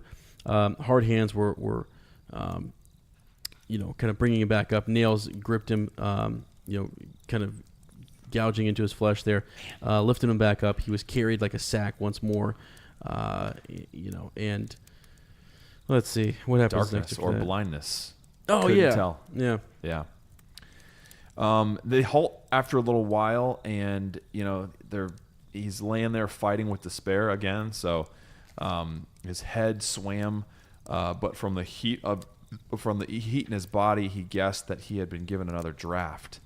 So not even being conscious of that, that he was given that orc draft again. An orc stooped over him and flung him some bread and a strip of raw, dried flesh. He ate the stale gray bread hungrily, but not the meat. He was famished, but not yet so famished as to eat flesh flung to him by an orc, the flesh of he dared not guess what creature. Mm-hmm. And we know that the Uruk-Hai, they talk about eating man flesh. So is that, eating their own flesh. Yeah, that's true. Could even be, that's right, orc flesh. I mean, gross. So meat's back on the menu boys. There's more shouting and debating. Quarrel seems to be breaking out again between the Northerners and the Isengarders this time. They're pointing back away south. Some were pointing eastward. Ugluk says, very well, leave them to me. No killing, as I've told you before. But if you want to throw away what we've come all the way for, I'll look after them. I'll take care of it. I'll watch the halflings when the white skins come. Run, go to the forest, you wusses, get out of here. Right. Some cursing and scuffling ensued after that. And most of the Northerners broke away, except for a couple of them. They pointed out that they were larger and bolder, remained behind. Now we'll deal with Grishnok, said Ugluk, but some even of his own followers were looking uneasily southwards. So this Grishnok leads this party back, right? Mm-hmm. I know, growled Ugluk. The cursed horse boys have got wind of us, but that's all your fault, Snaga. You and the other scouts ought to have cut your ears off, or ought to have your ears cut off. But we are the fighters. We'll feast on horse flesh yet, or something better. And at that moment, Pippin saw why some of the troop had been pointing eastward. From that direction, there now came the hoarse cries, and there was Grishnak again. So here he comes. Mm-hmm. Yep. And at his back, a score of others like him, long-armed, crooked-legged orcs. They had a red eye painted on their shields. Ugluk stepped forward to meet them. Yeah. So you've come back. Yeah, he better came of it, back. eh? So we have another conflict here between these two. How did he get there and back so quick? I think he was shadowing him, kind of following him and things. Had to have been. Yeah, I don't know. I don't know. It's a mystery. I'm not really sure. I don't know. I don't know. So I don't know. Maybe there's more going on. Yeah, maybe they had a more lay in waiting or yeah, something. maybe. I mean, we find out too that there's that group waiting in Fangorn. So maybe Grishnak had his own, another group that was stationed. That maybe when they crossed the river, several parties crossed at different points, and they had areas they were going to wait. And Grishnak knew about it, so he could, if one of his groups left, he could go get the other one. I mean, I don't know, man. Mm-hmm. They're rogues, man. They just do their own thing. Right. Ugh, so unstable. Yep. So. He says he's returned to see that orders are carried out and the prisoners safe, right? And he says, Ugluk says it's a waste of effort. I'll see that the orders are carried out in my command. Oh man, ridiculous. Yeah. So, what else did you come back for? You went in a hurry. Did you leave anything behind? And he says, I left a fool, right? Yeah. But there were some stout fellows with him that are too good to lose. I knew you'd lead them into a mess. I've come to help. Wow. And so they're having this back and forth. It's just kind of crazy. And this is where the mocking kind of takes place. Yep. Which is pretty crazy stupid, I think. But yeah, it is. He starts to kind of say, this is Ugluk talking here. But unless you've got some guts for fighting, you've taken the wrong way. Lugburs was your road. The Whiteskins are coming. What's happened to your precious Nazgul? Yeah. He has another mount, has he had another mount shot under him? Now, if you'd brought him along, that might have been useful. If these Nazgul are all they're made out to be, and it's just kind of crazy because Grishnak then kind of says he repeats Nazgul, and the weird he gets off on the word, man, licking his lips it's as if like the word had a foul Nazgul. That's cool. Almost like the word itself gives him power. Yeah. He can taste it. And it's like, you don't even know, man. He says it again. No. He says Nazgul. Right? And he kind of has that yeah, dude. Licking his lips. What does it say? As if that word had a foul taste that he savored painfully. Okay. All right. And he talks about them being the apple of the great eye. Right. That's pretty cool. Yeah, it is. Yep. And saying that they're not going to be released yet. They're made for war and other purposes. Right. Yeah. So and then Ugluk, kind of you seem to know a lot more than is good for you, I guess. Perhaps those in Lugsburg might wonder how and why. But in the meantime, the Uruk-Hai of Isengard can do the dirty work. Is that the first time they say Uruk-Hai? Did they say it? Did they say it earlier? I think it is. Could have been earlier too, but I don't know. I'll fact check real quick. Yeah. So he says, "Don't stand slaving there. Get your rabble together. The other swine are legging it to the forest. You'd better follow. You wouldn't get back to the great river alive." Right off the mark. That might be, buddy. That might be the first time. Yeah, it's just kind of weird that they kind of call themselves Isengarders, Right. I guess maybe that might even be Pippin just referring to them that way. Yeah, exactly. Right? Yep. So. Yeah. All right. So the Isengarders kind of seize Merry and Pippin, and they take them off, and, let's see. Oh, here we go. So then the troops started off. Hour after hour they ran, pausing now and again, only to sling the hobbits to fresh carriers. So they're kind of like passing them back and forth, right? Mm-hmm. Either because they were quicker or harder, or because of some plan of Grishnak's. The Isengarders gradually passed through the orcs of Mordor, and Grishnak's folk closed in behind. Soon they were gaining also on the Northerners ahead. So the Northerners kind of took off, right? Yep. And so there's like that almost like three packs kind of running now, right? Because they started off for the forest. Yeah. Remember, he was telling them, go, run, get out of here. We'll take care of it. You go on, go take some refuge in Fangorn, kind of a deal. Right. But now they're overtaking them, and they're cursing at them. Maggots, jeered the Isengarders. You're cooked. The white skins will catch you and eat you. They're coming. Right. Yeah, crazy. And then Grishnok cries out here, and it's not just an insult that these horsemen are riding very swiftly, had indeed been sighted. Still far behind, but gaining on the orcs, gaining on them like a tide over the flats on folk straying in a quicksand.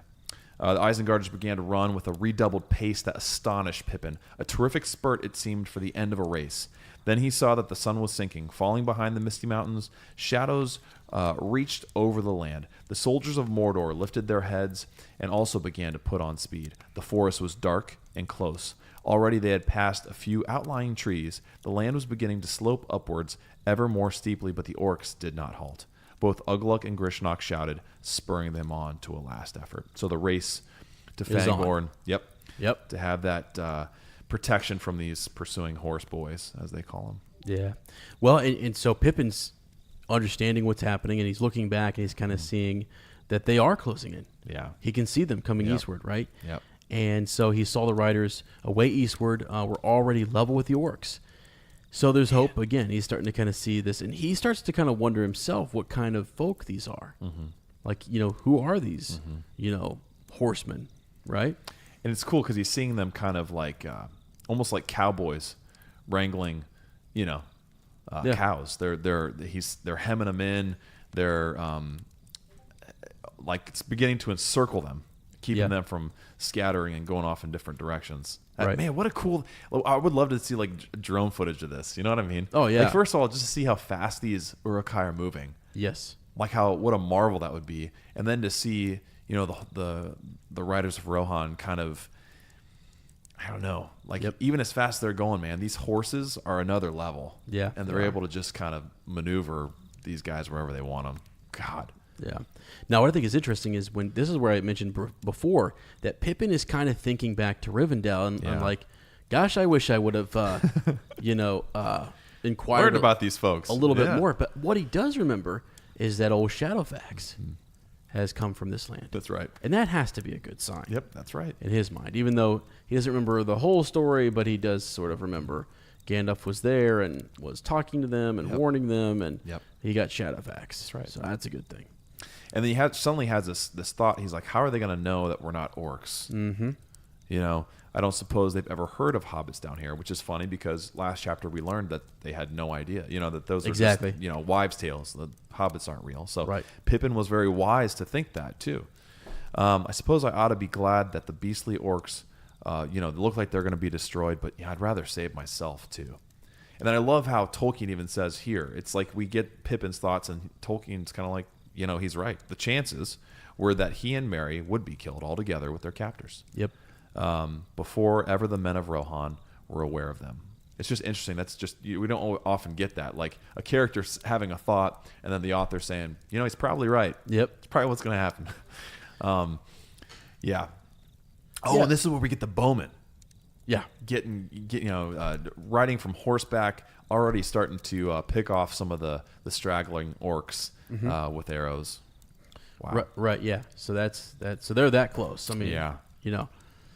Now night came down without the riders closing in for battle. All right. So they do make it into nightfall. Many orcs had fallen, but fully 200 remained. Whoa. I didn't realize that. Yeah. Whoa. That's a lot, huh? That's more than I thought. And then we realize how many horsemen were lost compared to that. Yeah, exactly. Man, they kicked ass, dude. Yes, they did. Okay. Yeah. So let's see. He's kind of talking about where they're located in relationship to the forest. And this is where you were bringing up what's a furlong. A furlong. Yeah, because I had no idea. So they're no more than 3 furlongs away. One furlong is 220 yards. Okay. So no more than, 600 feet away. Mm-hmm.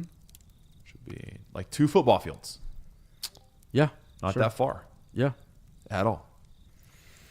Okay, yeah. So that's interesting. So they're close. Yeah. Sorry, I'm still doing the math. I'm thinking through. Right? Yeah. 300 feet is a football field. Yeah, 100 yards. 100 yards. Yeah. So about that. A couple football fields. Cool. It's not very far at all, man. No. They caught him just in time. Right. Right. So now the horsemen had encircled them. So you can kind of tell that, like, even from a great distance, they had gone on ahead, and they were, anyone who was straggling and moving off, or scattering, the horsemen were picking them off. Mm-hmm. So there's that. Let's see. A small band, disobeyed Ugluk's command and ran on towards the forest. Yep. Only 3 returned. Yep. So they're hemmed in for sure. What I'm realizing, they're getting picked off on the edges as they scatter, and the main host is kind of staying intact. But what they'll need, I'm thinking, is for them to punch through whatever this encampment is. They would need to kind of hopefully drive forward and towards the forest. Yeah. And pierce through that one point. Yep. Yeah, you're right. Mm-hmm. Yeah. So Yep. Grishnik though gets a chance to put a little. He's like, look where we're at here. Right? Mm-hmm. Look at this fine leadership we have going on here. Yeah, that's right. I hope the great Ugluk will lead us out again. You know, so he decides to put the halflings down, and taking no notice of Grishnik, he kind of gives a couple commands there for them to stand guard. Tells him, he's telling some other orcs that the hobbits are not to be killed, unless the filthy whiteskins break through. Yeah. And so I think in that sense, At the very end, they would kill him, right? they would kill him. Yeah. Yeah. So, Man, crazy. which is crazy, Yeah, it is. that he has. They're Are those merciless, a part of his commands? Is this part of his orders? Like, That's what it sounds like to me. 'Cause Yeah, they like can as come long in as later I'm and- alive, I want him. And then maybe even, if Grishnok survived, I don't want Grishnok taking him. right? That kind of a thing too. They're not going to go to Mordor. They're going to go to Isengard, or they're going to die. Well, because if they die there, maybe the Riders of Rohan won't know the trinket that they carry. Exactly. And Saruman Might can not come even by. notice them. Yeah, and it can't be destroyed, right? And so Right. Saruman could come by and That's a pick good through the point, rubble too. and That's a good find that point, ring. too. Yeah. So Good kill point. him if you can't, and I'll come collect. Yep. So, all right, though, Merry and Pippin get a chance here to kind of talk with each right. other, and they get refueled a bit on Lambus bread. That's right. Is this where Pippin learns that he doesn't have his, or where Merry learns that Pippin's hands are untied? Not yet. No, That's they coming up. just talk about And they're Lambus. just talking about Lembas bread. Yeah. Yep. Gotcha. Because they come to the realization that they still have it. Mary's like, I don't think much of this. I feel nearly done in. Don't think I could crawl away, even if I was free. And Pippin is the one who has this thought. Lembas, I've got some. Have you? I don't think they've taken anything but our swords. Yes, I had a packet in my pocket, answered Mary, but it must be battered to crumbs. Anyway, I can't put my mouth in my pocket.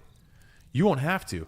But just then a savage kick warned Pippin that the noise had died down and the guards were watchful again. Yeah. It makes me think, as if you and I were sitting there, whispering together, I almost think we'd be daydreaming. What would we be daydreaming about? We'd be daydreaming of, I don't know, maybe starting a podcast. Yeah, I think we would. And we'd probably be shooting the breeze, trying to come up with a name. Wait, would we be drinking some of that orc draft? Would we be hitting some of that? I don't know. I What do you don't know think if we I want taste that like? fire. Oh. Oh, man. Fireball whiskey? I don't know. Probably not that good. Jägermeister? I'm not really sure. Well, we'd be thinking of a name. We'd have to get it just right. You got any ideas? Yeah, how about the Horse Boys podcast? I like that one a lot. Yeah. We could make like a running podcast, call it the Leggett podcast. Or Legit. Legit. Oh. The Legit podcast. The Leggett. Yeah, the dash Like that. in there. I like Yeah. it. All right. The Apple of Sari's Eye podcast. Oh, man. Yeah. You're so poetic, bud. Thank you. What about Wrangled? Real, uncomfortable orcs. That's good. That's awesome. Here we go.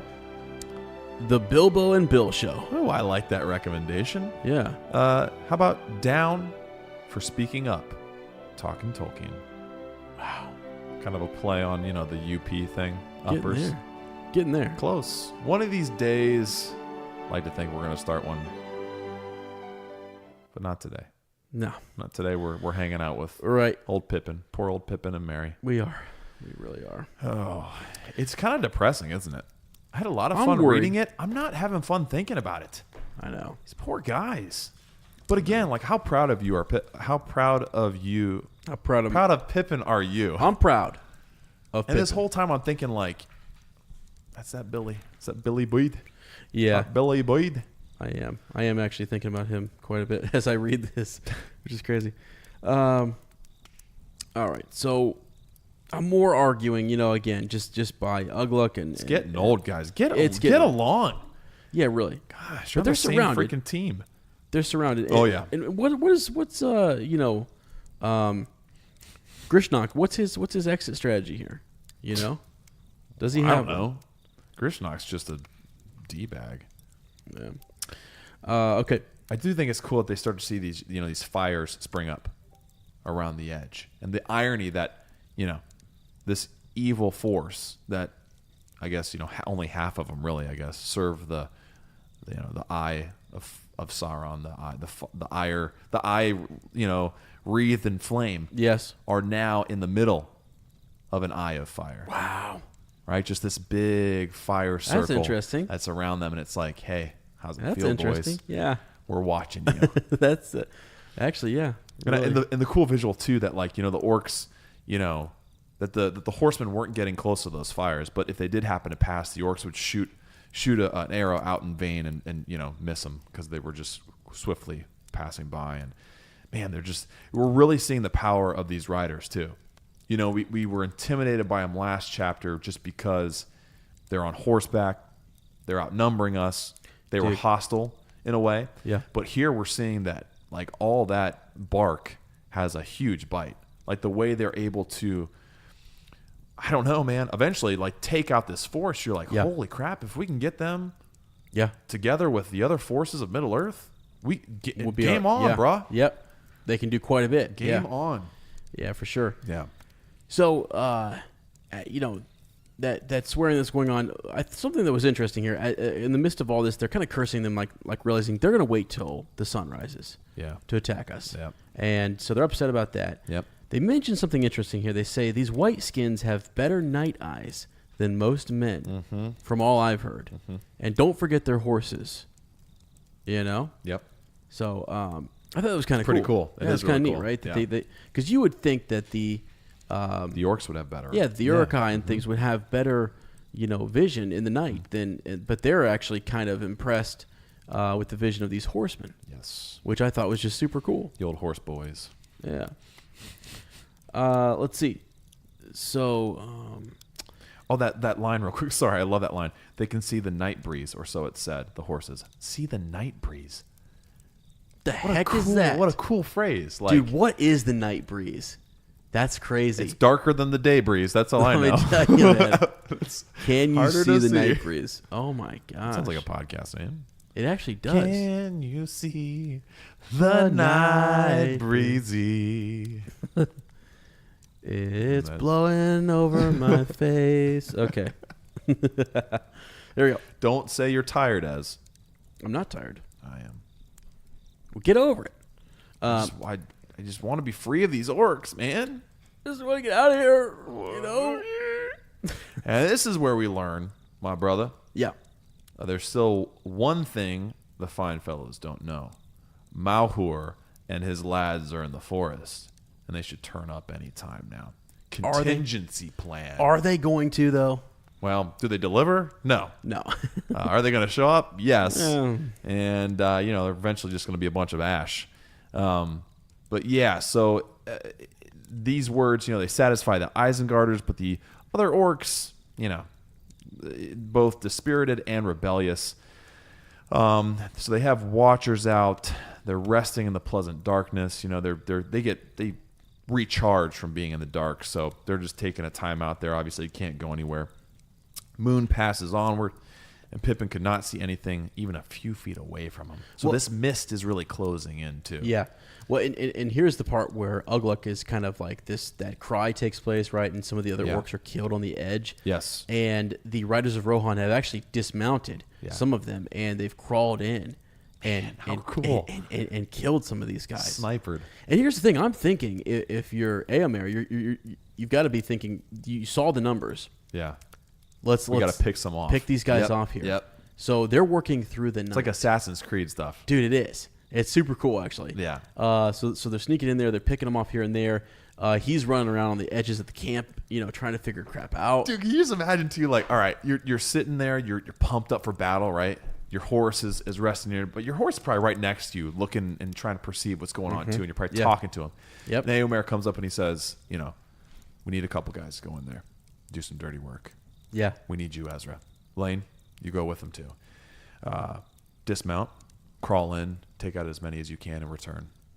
I'd just be like, "Let's go, baby!" Dude, Come I just got chills, man. I mean, just thinking of that, like, and then like maybe you have some kind of, I don't know, something like a way of. Those riders have to be so close, right? So maybe they do a headbutt, or they like grasp each other's arms or something. They're like, they say some parting words that they do before anytime they go into battle, and it's like, return to us. Yeah. Man, wow. I mean, like, oh my gosh, it'd be awesome. It actually, if Eomer came to us and said, "Yeah, fellas, this is what I need. This is important, and I trust you. Go get it done." Right. I'd love to kill an orc. I mean, wouldn't you? Oh my gosh! I mean, he's given us that last little bit of advice. And he's like, just pay attention to that night breeze. Just. I know you can see it. That's my horse's name, Night Breeze. I'm calling it. That's great, actually. Or horse fart, maybe that one. No, Night Breeze, dude. How do you think you? What would you? Okay, you and I are sneaking up on these guys, right? Yep. Let me tell you what I think I would do.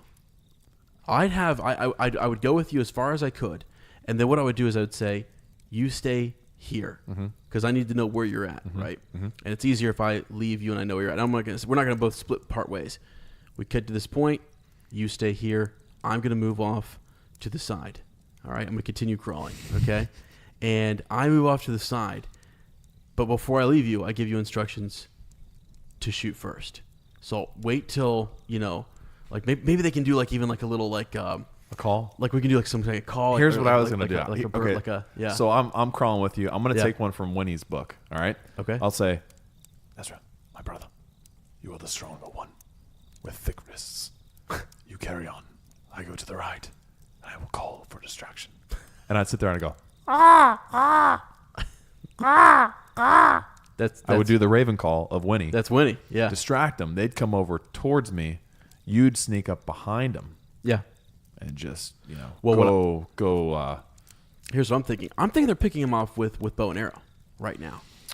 Okay. And so I'm thinking you shoot first, and then as they start to come, Uglok and these guys are coming towards you, and it's over this direction, boys. Yeah. Rah, they're moving over. Yeah. I'll hit them from the side. That's pretty smart. Take one out that way. Maybe take a couple out. They might even have some knives too that they're going up and straight from behind and just slitting that throat. Well, but dropping them down, covering the mouth up. For sure, but now think about it. As I draw them towards me, and I've shot a couple of them right, and they're headed towards you. Now they're coming towards me, and I shoot them. You got it's a volley back and forth. You got to relocate. They're confused for a little bit, and once we get a couple shots, we're out. It's only going to work for so long, and then we got to get out of there. We return to Eomer. Yeah. The job is done. We slew 20. Gosh, dude, how cool is that? Wow. Okay. Super cool. All right, sorry. See, now I want a chapter from the writer of Rohan's perspective. That's what I want. Yeah. Can we get Tolkien to bang out a chapter? Sure. You think? Probably. All right. Now, when they move off, Grishnik kind of sneaks up behind the hobbits. Yeah, that's right. Right? Mm-hmm. So they're thinking they might have a chance to escape. They decide not. They decide to hang tight for a second, but he sneaks up behind him and wraps his big old arms around him. This is an awesome scene. I feel like this really got kind of dumbed down for the films. Right. I mean, Grishnak is kind of more just like, hey, I want to eat their legs. Right. And we're about to see in this scene, it's so much more than that. So much more. It's like the hobbits are tempting him. Mm-hmm. And just the knack that Pippin has to play this. This is his idea. It is, yeah. And it's beautiful the way he executes it. Yeah, for sure. You know? Absolutely. And Grishnak kind of gives him, he kind of tells him that, like, what do you think we've kept you alive for? Like you're basically, like, it's not because of any kindness. Right. Don't mistake us. Right. And actually Mary says, I find that quite easy to believe. Quite frankly, like I get you. Yep. But you haven't got your prey home yet. And it doesn't seem to be going your way. Whatever happens. If we come to Isengard, it won't be the great Grishnak that benefits. Saruman will take all that he can find. If you want anything for yourself, now's the time to do a deal. Right? Yeah. So that was actually, I think, Mary was kind of picking up on what Pippin had said earlier. Yeah, Gollum. Right. Nothing, my precious.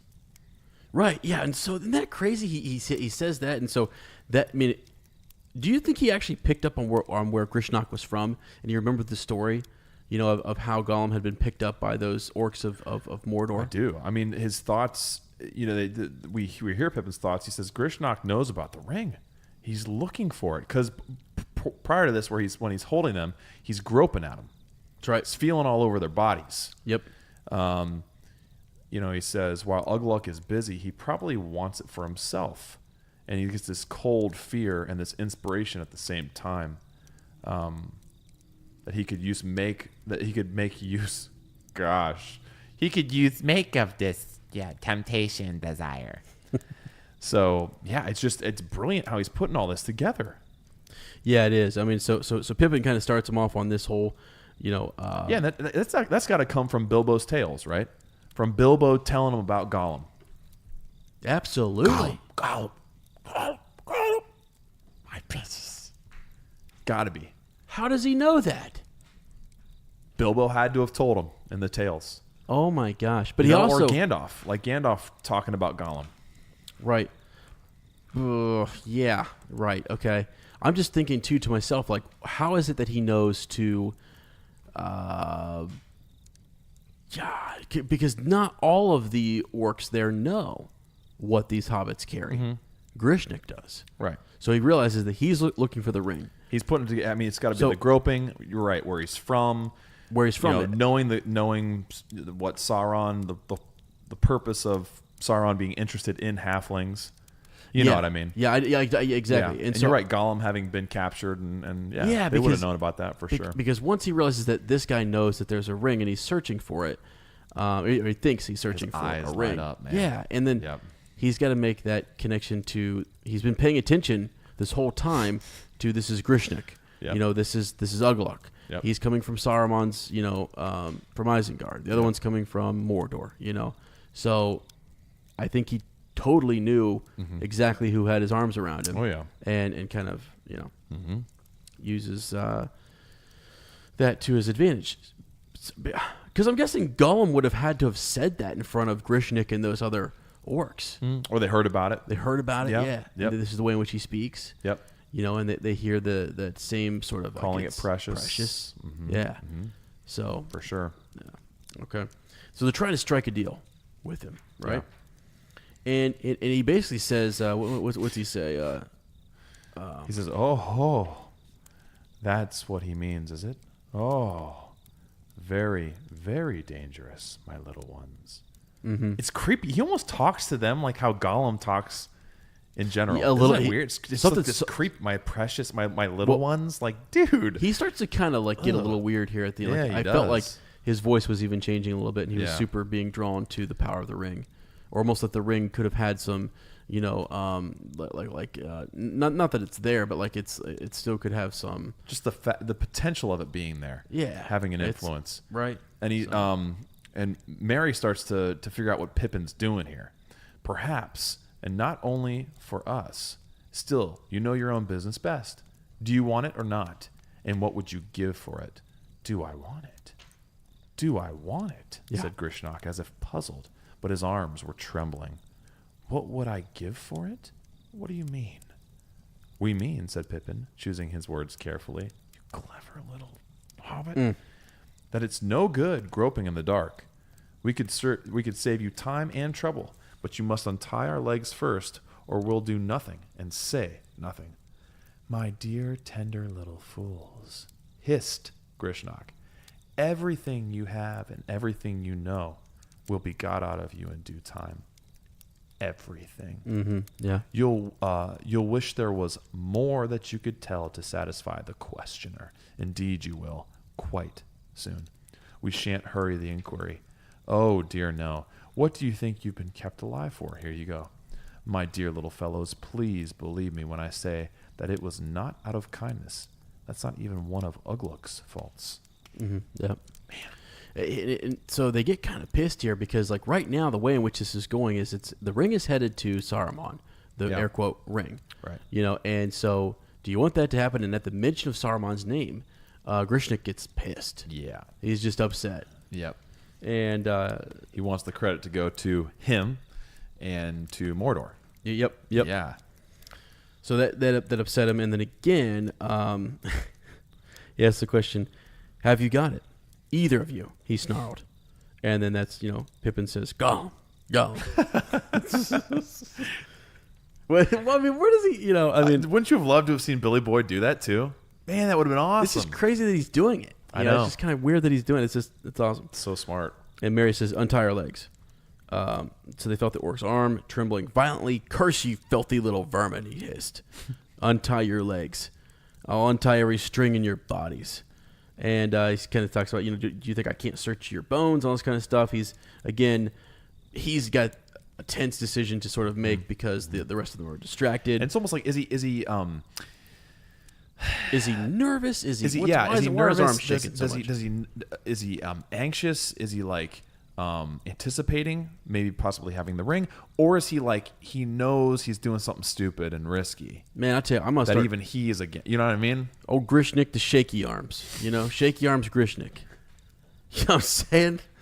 So, he's got the palsy. The arms are just shaking. He's upset, man. I don't know what's going on. Yeah, he's definitely perturbed there. So they but he grabs them up, doesn't he?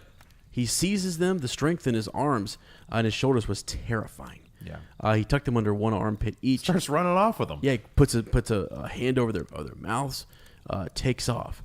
And he actually chooses this gap between the watchers, their own watchers, really. Yeah. Right? I think it's their own watchers, right? Mm-hmm. Yeah. Okay. He passed like an evil shadow out into the night, down the slope and away westward towards the river that flowed out of the forest. In that direction, there was a wide open space with only one fire. After going a dozen yards, he halted, peering and listening. Nothing could be seen or heard. He crept slowly, bent down double. Then he squatted and listened again.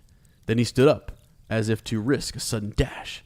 At that very moment, the dark form of a rider loomed up right in front of him. A horse snorted and reared. A man called out. And I just think it's crazy that he can't see this. Like, they're that cloaked. The horses are that quiet, too, by the way. And this mist is that, heavy and thick. Right, exactly. Oh, my gosh, it's crazy. Right. So he flung himself down, and he tries to pull out his sword. And it's actually the fact that he pulls out his sword that gives him away. It gives him away. Yeah. The slight ring the of ring, the blade. and then the glint. Which is ironic, isn't it? Boom. The ring, the play on the word there, too. Right, exactly. Then this arrow just comes, right out of the glint. Yep. Nails him and takes him out. It was aimed with skill or guided by fate. Yeah, that was the line. Right hand. That's the line I was trying to I was trying to figure out where that fate kind of came into play here again. He gave this hideous cry, and he's laying still there, right? And let's see. The hobbits remained flat on the ground as Grishnak had left them. Another horseman came up riding swiftly to his comrade's aid. Whether because of some special keenness of sight or because of some other sense, the horse lifted and sprang lightly over them. So that's interesting, isn't it? Yeah, some other sense. If the horses, and the implication there too that like if the horses can see the night breeze, night wind. Mm-hmm. What was it? The night breeze. Night breeze. Yeah. Then is that horse perceiving that hobbit, knowing that they're not an orc, and jumping over? Can they sense good and evil? Sure. Can they sense that? Sure. I have to emotion. And I love it how Tolkien kind of leaves it up for interpretation. What do you think? Do you think it was just luck, or do you think that was the the horse looking knew. out for the hobbits? Absolutely knew. I mean, it's up to us to decide. I love that. Yep. It's pretty cool. I believe so too. I think the horse. I mean, it's like the fox. These animals know what's going on. Right. Yep. And those elven cloaks, they're lying covered in those and too afraid to move, but unseen. Right. This is great, Mary. So far, so good. But how are we to avoid being spitted? With a spear. Yeah. And then the answer comes almost immediately. It's so funny how it's essentially what happens is, Mahur comes in with his besiegers, and the sound of galloping horses follows that. The riders were drawing in their ring close around the knoll, risking the orc arrows so as to prevent any sortie. And while this happens, it's almost like these circles move in, the horses move in, and so Merry and Pippin are outside of it at this point. That's right. They don't have to worry about avoiding the horses.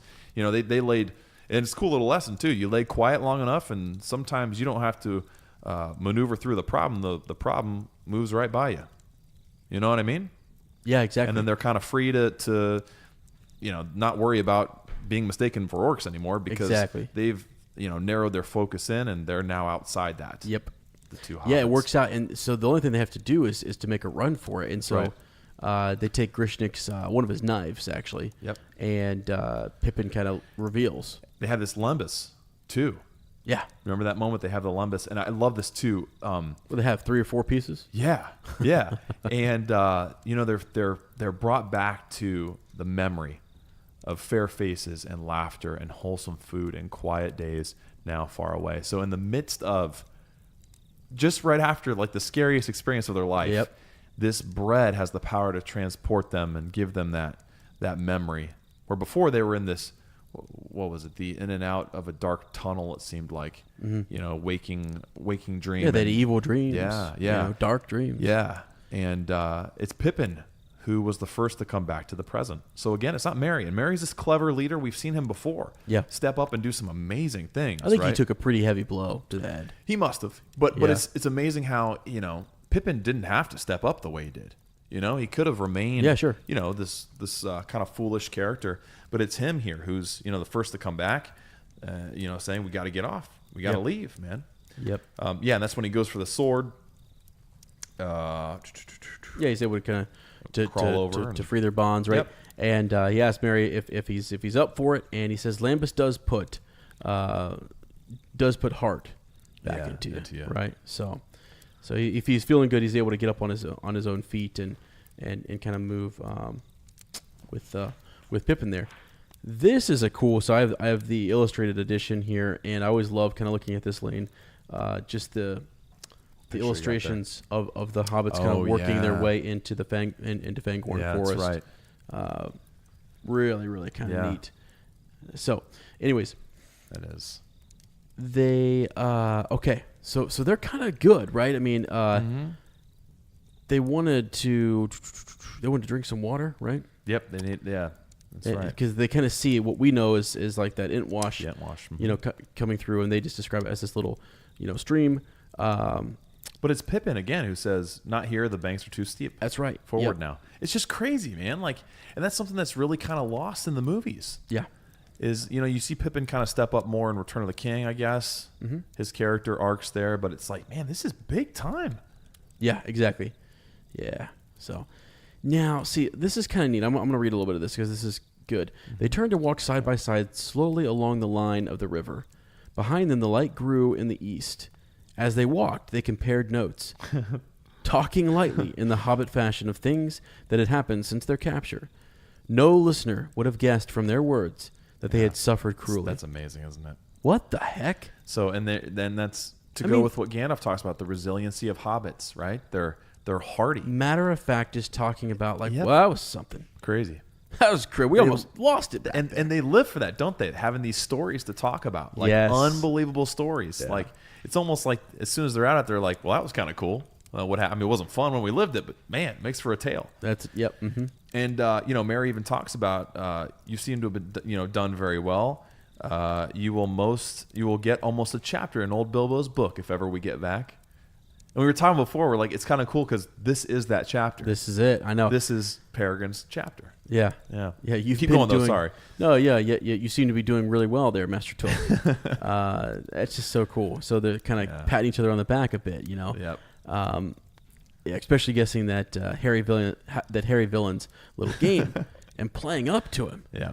But I wonder if anyone will ever pick up on your trail and find that brooch. I should hate to lose mine, but I'm afraid yours is gone for good. Yeah. Like just that matter of fact, like, it sucks. Yep. You know, you lost that. That was nice. That was you a know, nice little trinket you had there, bud. You know, hopefully somebody will find it. It was a good go. So he's like recounting with Mary. This is what I did. I was thinking about it, and I walked off there and tried to put some footprints down, and then I tossed my brooch and what have you. So, yep. I say, what's Mary say here? Is this Mary or Pippin? He says, I shall have to brush up on my. This is Peregrine. Pippin. Is it okay? Yep. I shall have to brush up my toes if I am to get level with you. Indeed, cousin Brandybuck, it's is going in front now. Oh no, this is Mary. This is Mary talking, right? No, this is Pippin. This is Pippin talking? Indeed, cousin Brandybuck is going in front now. Well, no, he's talking about himself. It's himself. He's talking about what he learned in Rivendell. Yeah, this is where he comes in. Yeah. I don't suppose you have much notion of where we are. That's right. But I spent my time at Rivendell rather better. Yeah. We are walking west along the Entwash. The butt end of the Misty Mountains is in front, and Fangorn Forest. Yep. So he's able to let us know, and we need that. You know, as the reader, we need to know where we're at, and so nice that Mary's able to do that for us. So even as he spoke, though, they felt like the forest is kind of like looming there, and it's a little scary. They've heard different things about it, and they don't have good experiences with scary forests. Right. You know, Old Man Willow. No, they haven't. They remember that. Right. Exactly. Yep. So now this is that last bit though I mentioned at the beginning that was really super kind of cool, which is the way in which we're told about how events took place because they move on. It's sort of outside of their, knowing. Yeah, that's true. I love this little detail. I didn't catch this until just now. Just the beginning description. He led the way in under the huge branches of the trees, old beyond guessing they seemed. Great trailing beards. Interesting choice of words there, right? Considering who we're about to meet. Of lichen hung from them, blowing and swaying in the breeze. Out of the shadows the hobbits peeped, gazing back down the slope, little furtive figures that in the dim light looked like elf children in the deeps of time, peering out of the wild wood in wonder at their first dawn. And I almost wonder, are hobbits elf children? I think maybe Tolkien just gave it away. Don't know what that means, but I think maybe that's what they are. It's just something, the pointed ears, the way they move, When's the last time have they been seen here? Isn't that interesting? I love it, dude. Which is coming up. We're going to talk about. High five, baby. Come on. Yeah. That's what I'm talking about. All right, here we go. So, far over the river and the brown land, leagues upon gray leagues away, the dawn came, red as flame. Loud rang the hunting horns to greet it. The riders of Rohan sprang suddenly to life. Horn answered horn again. Merry and Pippin heard, clear in the cold air, the neighing of war horses and the sudden singing of many men. The sudden singing of many men. Yeah. Dude, I tell you, man, I love just amazing. You and me, we're back there singing. Yep. We killed some orcs. We put them on a spike. I mean, like, what are they? It's that's just what we're awesome. The sun's limb was lifted, an arc of fire above the margin of the world. Then with a great cry, the riders charged from the east, and the red light gleamed on mail and spear. The orcs yelled and shot all the arrows that remained to them. The hobbits saw several horsemen fall, but their line held up on the hill and over it, and wheeled round and charged again. Most of the raiders that were left alive then broke and fled, this way and that, pursued one by one to the death. But one band, holding together in a black wedge, drove forward resolutely in the direction of the forest. Straight up the slope they charged towards the watchers. Now they were drawing near, and it seemed certain that they would escape. But they had already hewn down three riders that barred their way. And this is just I know, this is a nice part. Unreal. The hobbits don't see it, though. No, but we've watched too long. We don't want Ugluk to find us again. And then, dude, read this ending, man. I'm just gonna listen. Closing my book and I'm listening. They just move on. It's crazy. So the hobbits turned and they fled, right? And so, but we get. I mean, it would be so disappointing if we didn't get this. I love that we do get this. Yep. So it was that they did not see the last stand when Ugluk was overtaken and brought to bay at the very edge of Fangorn. There he was, slain at last by Éomer, the third marshal of the Mark, who dismounted and fought him, sword to sword. And over the wide fields, the keen-eyed riders hunted down the few orcs that had escaped, and still had strength to fly.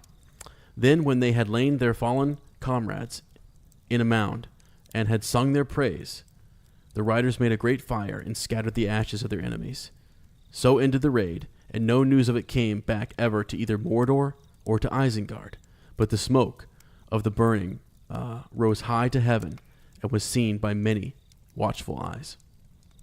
Man. Whew.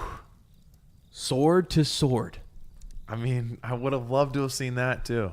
How cool would that have been? Let me tell you what happened. Because you and I were there, and we were laying waste to him. Hey, yo, man. Hey, yo, man. Hey, yo, man. I mean, dude. And we're sitting there, and we've got him. Yep. We've got him. The black wedges. We all kind of like gathered up. They had taken out like 3 of our guys, right? And that were bearing the way. And they had slowed him down enough that Éomer had got there. The tallest, strongest of us. Yep. And I know, dude. I know. what do you think he did? Well, I'll tell you what he did. He called him out. Yeah. You know? Yeah. He called him a filthy swine. Yeah. And he told him to turn and to face him. Yep. And he got off his horse and he pulled out his sword. Yep. And he said, "Here I am. Yep. Let's do this." Yeah. Back off. Everybody just back off. He just takes him. And Ugluk, he mustered one final charge. Yeah. Yeah. And Éomer stood his ground until the last second. Yeah. Turned to the side. And as Ugluk's arm swung down, which would have cloven him in half, Yeah. he swings his mighty sword, Yeah.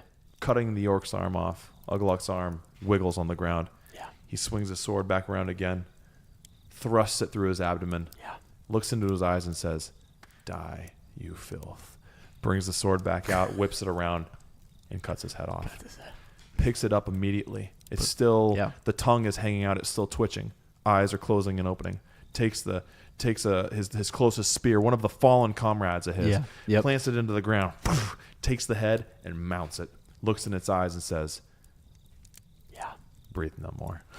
Breathe. I mean, I don't know. Like, What? No. Sorry, guys. That got a little PG. Oh, my gosh. PG-17. PGR. Sorry about that. But, man, you know. What a cool chapter. Can we just reflect on this chapter, too? Yeah, I think talk about how amazing it was. It is really neat. I think the thing, I really just like the different factions. I like that they. Do you feel like it showed the weakness of the enemy? Yeah, but how they can be. At times, we didn't use our scary voices every time that we were reading, and so it's kind of hard. We gotta save those. Yeah, well, it's just sort of like I felt like, again, I was trying to explain some of how in my head how I hear Grishnik's voice. And he is a scary son of a gun, And so I felt like I did have, there's still a lot of fear there. Oh, sure. Yeah. But it was interesting to sort of see. They fell apart, though. They fell apart because they fought with each other as much as. Scattered. They're not really kind of. And again, unity. I think it's sort of like you have the two towers here. Like, this is the emergence, though, still. So I feel like, these two forces, these two factions, whatever, are still like they haven't really congealed, I guess, behind one leader or whatever. So whether that be Saruman or Sauron, either way, they're still kind of figuring out what's going on. Like, I mean, they say the Nazgul have not, like, they're for times of war. Yeah. And war, open war is not necessarily. Not on yet. Right. And so, but it is. It's coming, and that's what Aragorn kind of mentions. It's here. Yes. Yeah. It may not actually, and really, what we find out later on is that that's actually what Éomer is riding towards. They are under attack. You know, That's and he is going to help the king's son. Yep. So, but yeah. Anyways, I think this chapter is scarier in the book than it is in the film. I think it's kind of just I don't know, like Ugluk and Grishnok are so much scarier here. We get to know them better. Obviously, there's more time we can spend here, clearly, but the whole motivation of Grishnok being tempted by the ring is way cooler than like he just wants to eat their legs.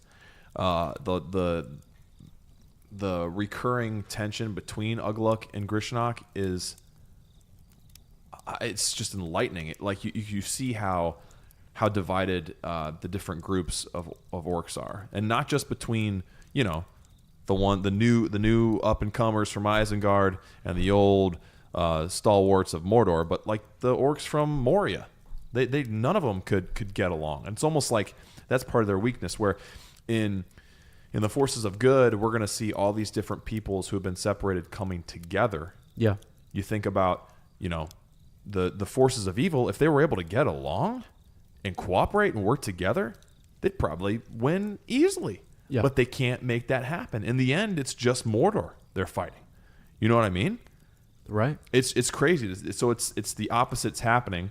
There's a lot of cool contrasts that are drawn in this chapter too. Like, and I talked about before. Like, I loved how we get the Riders of Rohan. We get all the details of the area from Strider, and then we get seeing it through Pippin's eyes. Yeah. We get the hunters and then the hunted. I don't know. It's an amazing chapter. Something that happened at the very beginning of the chapter that we talked about was the idea that like Merry gets his own sort of like moment. He's the guy who's hacking away, having at it. Yeah, that's right. You know what I mean? That's right. And so it's almost like the competition that we talk about with like Legolas and Gimli is actually going on here between Merry and Pippin. Yeah. It's like, which one's out in front now? Yeah. Who's leading the way? Who's getting that chapter in old Bilbo's book? That's right, man. And it's sort of right. like, well, you're holding your own. Well, you're not doing too bad yourself. And it's probably he had that wound because he was going harder against those orcs. Yeah, the Uruk-Hai. He's cutting arms off, cutting hands off, and that's probably why he got blown. Blow to the head. Yeah, agreed. I don't know, man. Tell us what you think. We're interested to see your thoughts on this chapter. I think it's one I kind of always breezed through before and never really took time to because Aragorn wasn't in it. Might not have been as interested. But man, oh man, now that my favorite Hobbit, it focused so much on him. I was blown away by it, and just his transformation, his progress as a character. Yeah, stepping up. Do you think he picked up any any of their language along the way? I mean, maybe, man. I don't know. Maybe. Yeah. Whip that out at some point. You know what I mean? All the things he's learning. I know he's learning from Gollum. Yeah. Crazy to imagine Pippin saying precious. That. I know. That's what I'm saying. I would have loved to have seen that. What an actor, I know. Wow. So cool. And just like the wit. I mean, that's something that Mr. Frodo would have pulled off. Yeah. Or I don't know. Yeah, that's one of those things I don't want to forget. And I also don't want to forget that night breeze. The night breeze. That only those horses can see. It just really stuck with me. That's crazy. Just that. Man. I don't know. So I got to ask you this. Do you like this version better or the films? I like this one better. Do you think they could have gone a little closer to that too? Or no, not enough time? Well, because they wander around a lot, and there's a lot of Aragorn and Eowyn just talking. I think farting oftentimes around in the movie, and I think like they could have put a little more in there. Yeah, I don't know. The more that I've read and looked up on Pippin, I think they did Pippin a little. I think they were really looking for comedic type of. I mean, not that he isn't. He is. Right, he is. Sure. But I don't know, man. I wish sold him short a little bit. Yeah, a little bit. Yeah, especially on this. Like give him his due here and there. And Billy is an incredible dramatic actor. Yeah. I mean, he can. It's just a bummer. I know. But we have it in the story, so we're good. Yeah, we're good. And I picture Billy Boyd. I do too. That little grin. That's what I picture. So. Oh man. But. All right, guys. Well, again, let us know in the group what you think. Send us an email at inunexpectedpod@gmail.com. So, and as I got to tell you, I peeked into the. Speaking of the Gmail, I peeked in there today, and there were like 4 new Bywater Post Tolkien stories that came. Dude, in. we're doing 2 today swamped. because There are so many coming through, and it's amazing. So Love it, guys. Please, keep in mind that if you send it in, now it's going to be 4 months. A couple months until we get to it, which is okay. We've got them all in order, and as they come in, we do it, and we're going to try to do 2 to 3 an episode, and get through them. So excited here. So do you want to do? This is Jessica's. I think we kind of put off Jessica's for a while. Yes. And so this is Jessica Denbor. Yes, I would love to do that. Okay, here we go. Hi, Ez. Hi, Lane. First of all, I feel like I should have sent you this a long time ago, as I've been listening to your podcast for a few weeks now. I want to apologize ahead of time for how long this message is going to be. Well, that's the number one rule. You don't have to do that. That's right. I have a lot to say about Tolkien. However, I figured that if I can listen to you guys for hours at a time, that is a feat, then hopefully you won't mind reading this very long email. Also, please don't feel the need to read this out loud on the podcast. Well, we do feel the need. We do. I've loved getting to know you over the past few weeks. I just wanted you to get to know me a little better as well. It's hard for me to come up with the words to explain how much I love The Lord of the Rings and how greatly it has shaped my life. I often tell people that I wouldn't be who I am today without the series, and the response I usually get is a confused look. Amen. How many times have you gotten that, Ez? Yeah. I feel the same way. They don't understand. They don't. No. Over the years, I've met a ton of people who really like the movies and sometimes the books, but I have rarely found anyone who has the same passion for Tolkien as I do. So I want to thank you so much for creating this community. It honestly makes me a little bit tearful to say that I finally feel like I'm a part of a group who loves these books as much as I do. That's what it's all about. Mm-hmm. Yeah. Growing up in a very small town in Montana, aka not a very open-minded environment, I was constantly met with people who thought my love of Lord of the Rings was dorky or dumb or fake because I'm a girl, I guess. That's too bad. I feel so blessed to listen to you guys every week and to check our Facebook group page every day to see what other fans have to say.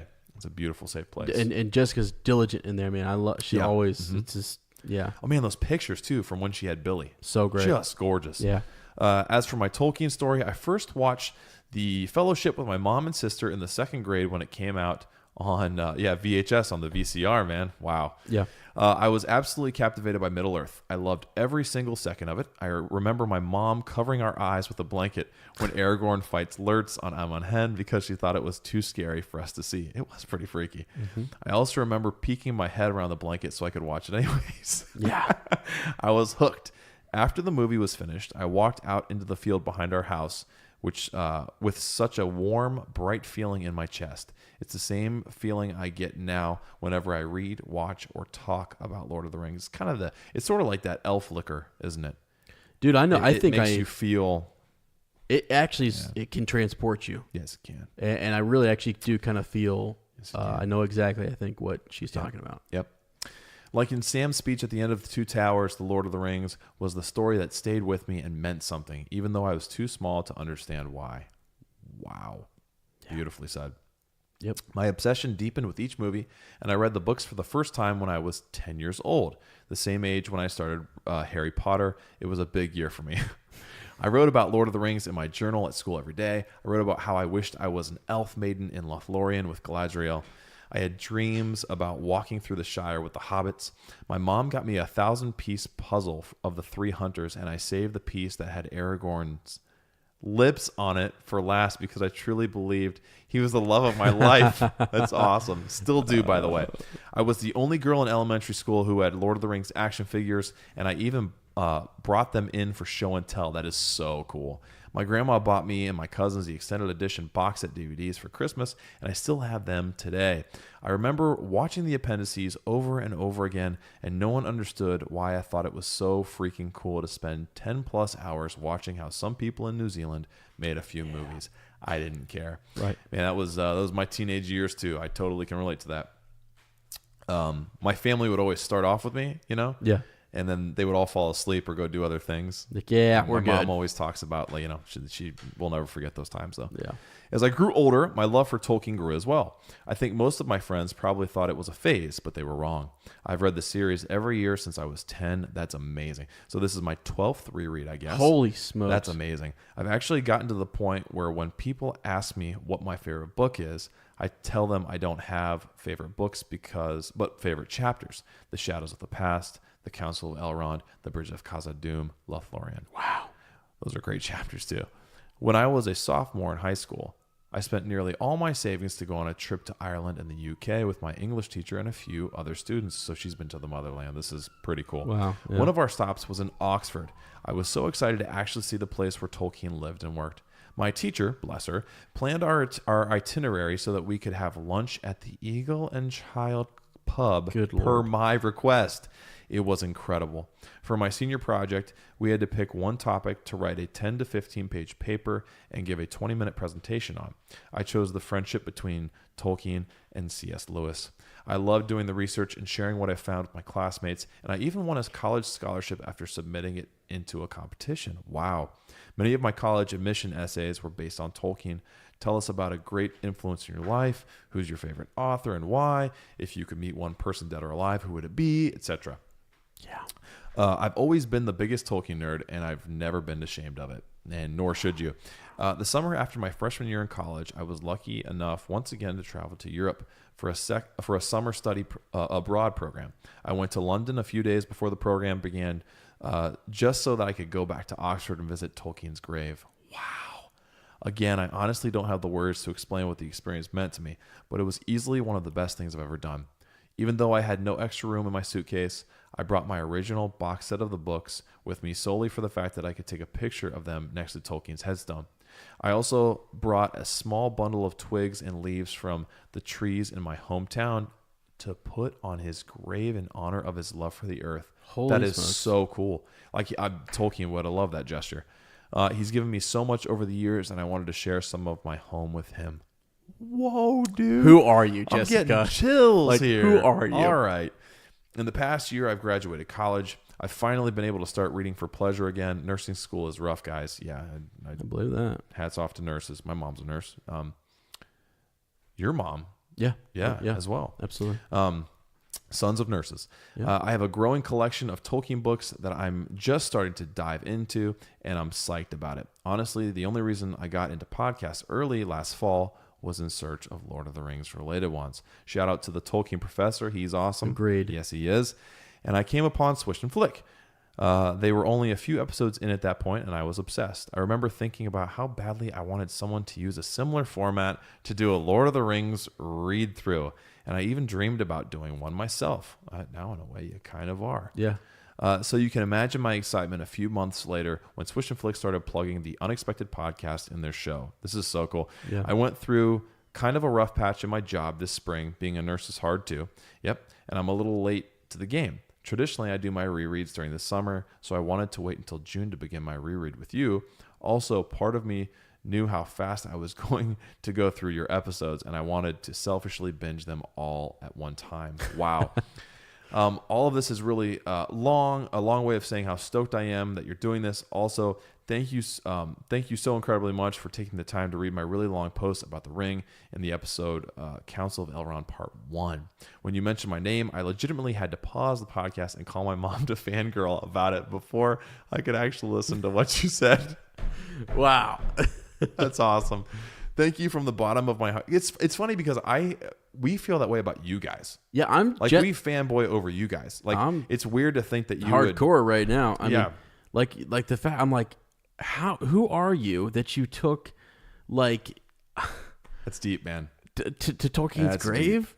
Who would have thought of that? That's brilliance. I want to steal that idea now. Yeah, like that's well, just, she's gonna set the trend, I think. oh my gosh.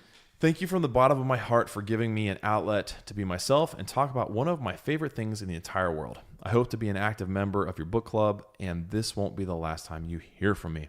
Thanks again. You guys are awesome. I've been compiling a list of notes I've written while reading and catching up with you. I might send them in another email, though, as this one seems to be long enough. Oh, that's never true.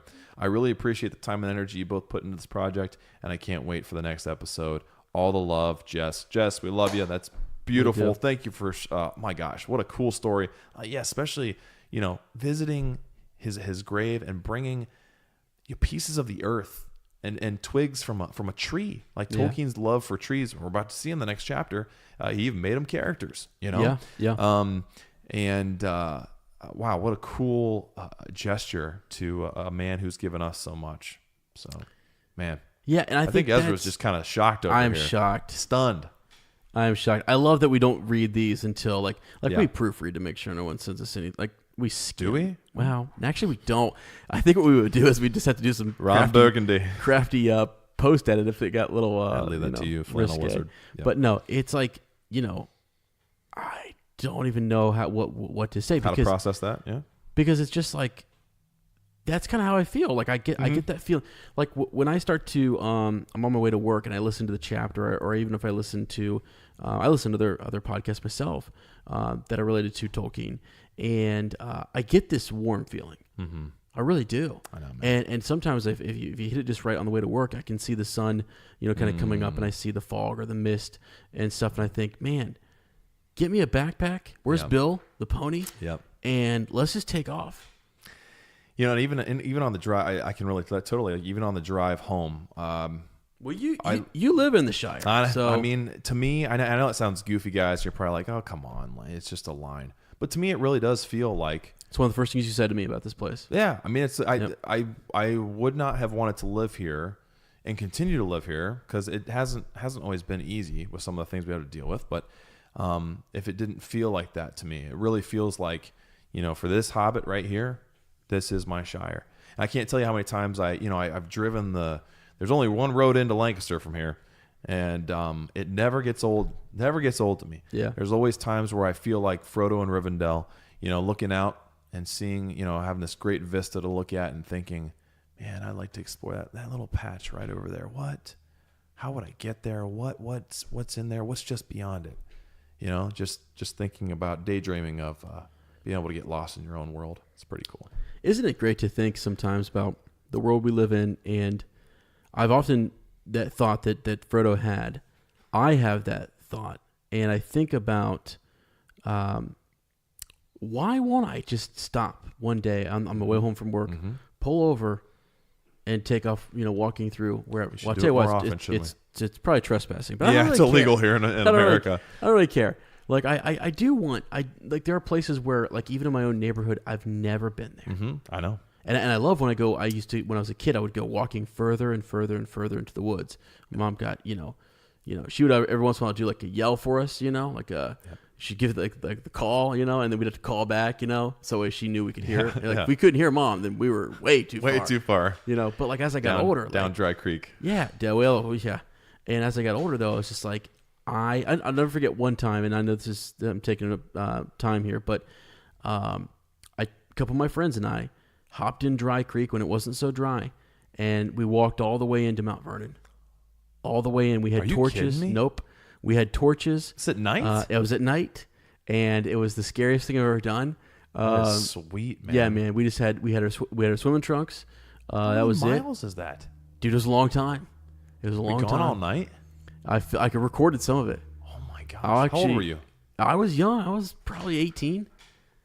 I'd like to redo that with you. I took. It'd be off. Pretty cool. It was nuts, man. I mean, I actually remember taking a tiki torch. We wrapped some cloth. Yeah. It was a freaking torch. Like Indiana Jones. Yeah, we went through there and it was nuts, man. We picked a good night, and I was I'd never been in these waters, and I waded all the way from my house into Mount Vernon. That's insane. And then we had my cousin had his wife came out and picked us up. Picked you up. Yeah, because I'd talked about it for years. I was like, we should do it. And one night we were just sitting there. Does it feed into the Kokosing?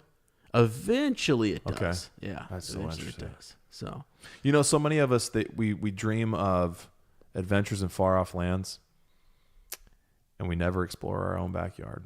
Yeah. And Sarah and I, we talk about, we've been to New Zealand together, and our favorite trips I mean, it's up there, but ask us our favorite trips, and it's just, hey, let's take a drive out on some of these country roads around Amanda. Let's go see something we've never seen before that's close by. And it's amazing how you can fall in love with where you live. Yeah. If you have the right mindset, it just, if you choose to see the wonder in all of it, you can fall in love with anywhere.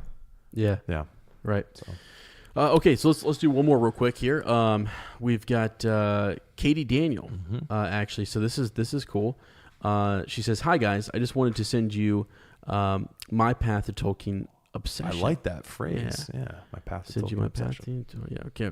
I read The Hobbit for the first time in 8th grade, English as required reading. That's fantastic. I love to hear that's required. Yeah. I think I was the only person in my class who enjoyed the book. The Fellowship movie came out that same year. I did not see it for a few more years.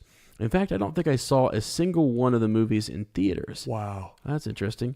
I continued on with the second, and a good friend kept me supplied with more and more fantasy novels. By sophomore year, Return of the King was coming out, so she loaned me The Lord of the Rings, one giant book with everything all together. Mm-hmm. I devoured the entire book maybe in a week. Whoa, dude. That's a lot. This is a reader. During the school year, with homework and everything. That's nuts. That's intense. That was 2003 to 2004. Now I actually know what that I know what that feels like too, to be obsessed. Dude, I mean, I've pulled 12 hours. Being able to put it down. Pulled 12 hours. Forgot to eat, because I was like so into it, Wow. It's pretty hard for me. A Hobbit usually doesn't do that. And Hobbit's done with let's see. So, yeah. So she says, I've read The Hobbit and Lord of the Rings every year during the month of March since that time. Wow. Yeah. My goal is always to finish reading them by March 25th. That's so cool. Yeah. The day the One Ring was thrown into the fire and destroyed. How cool. Yeah. I've occasionally had to listen instead of read, and I think I missed 1 year, which would have made my read through this year my 15th read. This, of course, makes it hard to conceive anyone or convince anyone to play Lord of the Rings Trivia Pursuit with me, which is a great game if you can find it. So much information, though, it's all about the movies. Yeah. All right. I also reread The Silmarillion this year and decided to look around for podcasts about Tolkien to enhance my knowledge of the lore. My goal is to complete my first read through the histories of Middle-earth before the end of this year, so I better get reading. I read Beren and Luthien earlier this year. I listened to The Children of Húrin. By the way, that audiobook is read by Christopher Lee, and I highly recommend it. I can't wait to get Fall of Gondolin this year as well. Anyways, I love the podcast and have enjoyed lurking in the Facebook group, smiling at posts. This got to a bit of rambling, but that's good every now and then. That's right, man. Katie Daniel. We appreciate the rambling. Yeah. Maybe I don't know what rambling is, but I mean I follow most. Hey, it's because I'm a rambler. You're a rambling man. I follow people, and I'm just like, you know what? One thought leads to another. Yeah. One thought drives out another, and I'm good for all of it, man. Just keep it coming. Yeah, this is actually keep it coming. Neat. That's really cool. I think it's cool that you're going through the histories of Middle Earth and things, and the Silmarillion. When you've read it that many times, it's sort of like you just kind of want to keep immersing yourself and learn more and go deeper. Sure. And I was even thinking, we were talking about like walking around and finding. You said kind of like, oh gosh, what's the word that you use? Like falling in love with your backyard again, right? The idea that like when I think about history and I think about and I think about like what was here before, Oh yeah. What was here in Amanda, Ohio, years ago? Do you remember one Bonnie Pryor who owned Boxcar Video? Yeah. Wrote The House on Maple Street. Do you remember that book? Yeah, I kind of think I do. Yeah, and it was about a family that lived in a house, and it went back in time and showed everything that happened in that exact same spot. Yeah. Sarah and I talk about that all the time. We talked about around the fire last night. We sat around the fire, and she brought this up. I love just the conversations we have. She was like, if you could go back in time, when and where would you go and why? And my number one was I would want to go back to the beginnings of Amanda. I'd want to see this house built. Yeah. I'd want to know who built it. I want to know where exactly they pulled all this material from, all this brick and sandstone and slate, and who it was built for, and what Amanda looked like at that point in time. Yeah. I'd love to see that. Absolutely. And then Pretty I said, I'd like to go back even further. I'd love to see the the Native Americans who roamed here before Absolutely. Europeans came, and like what their lives were like, and how their culture and their societies, and man, absolutely, bro. I know. Yep, it's awesome, man. It's Sorry, awesome. not to get off track there. No, it's fine. It's fine.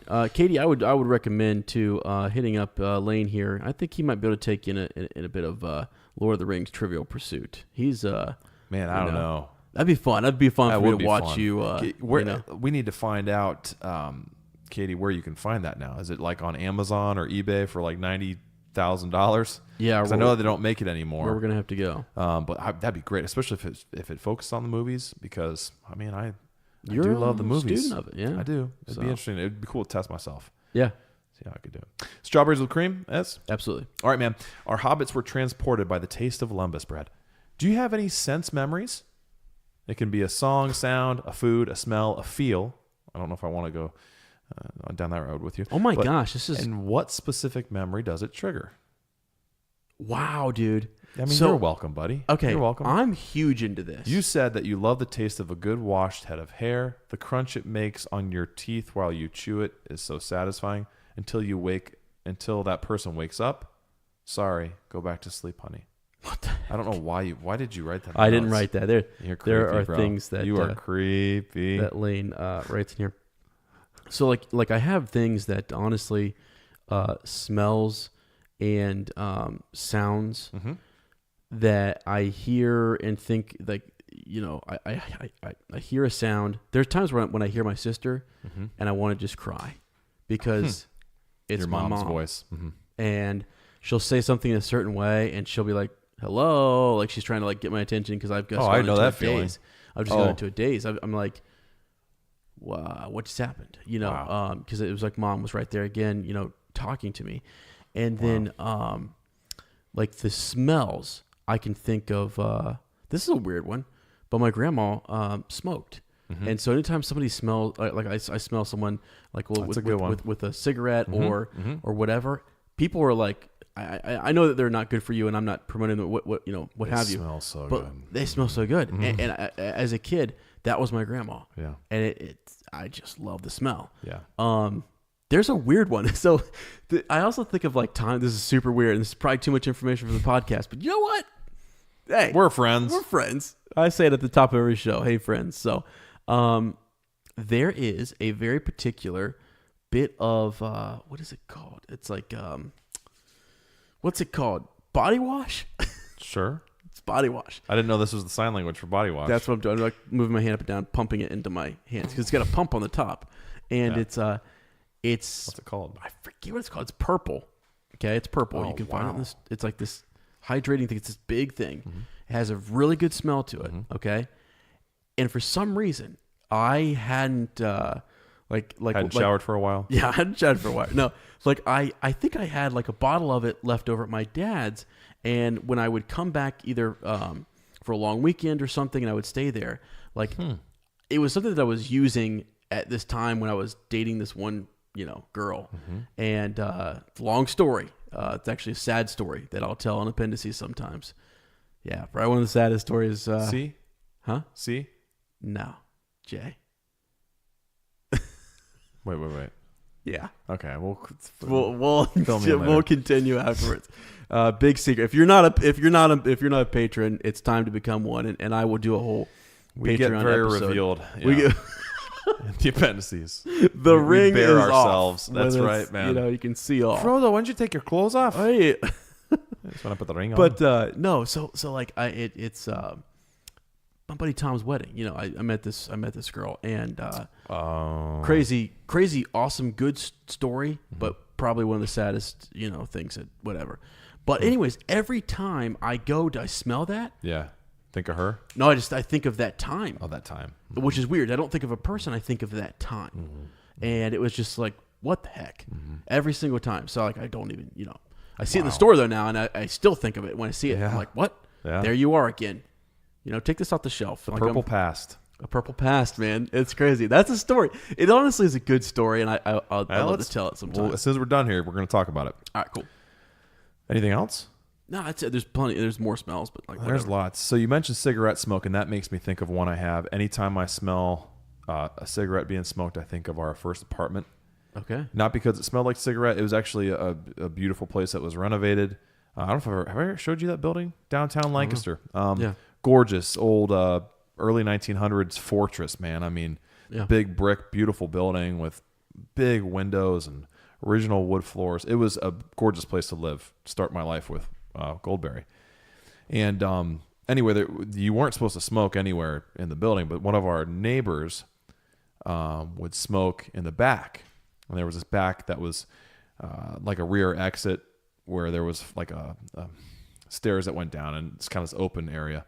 And, our windows would be open and you could smell that cigarette smoke, and we'd just be laying in bed. And it was a smell at first. Oh man, somebody's smoking.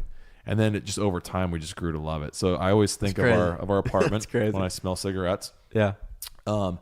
Another weird one is that like cotton linen, like bathroom spray. Yeah.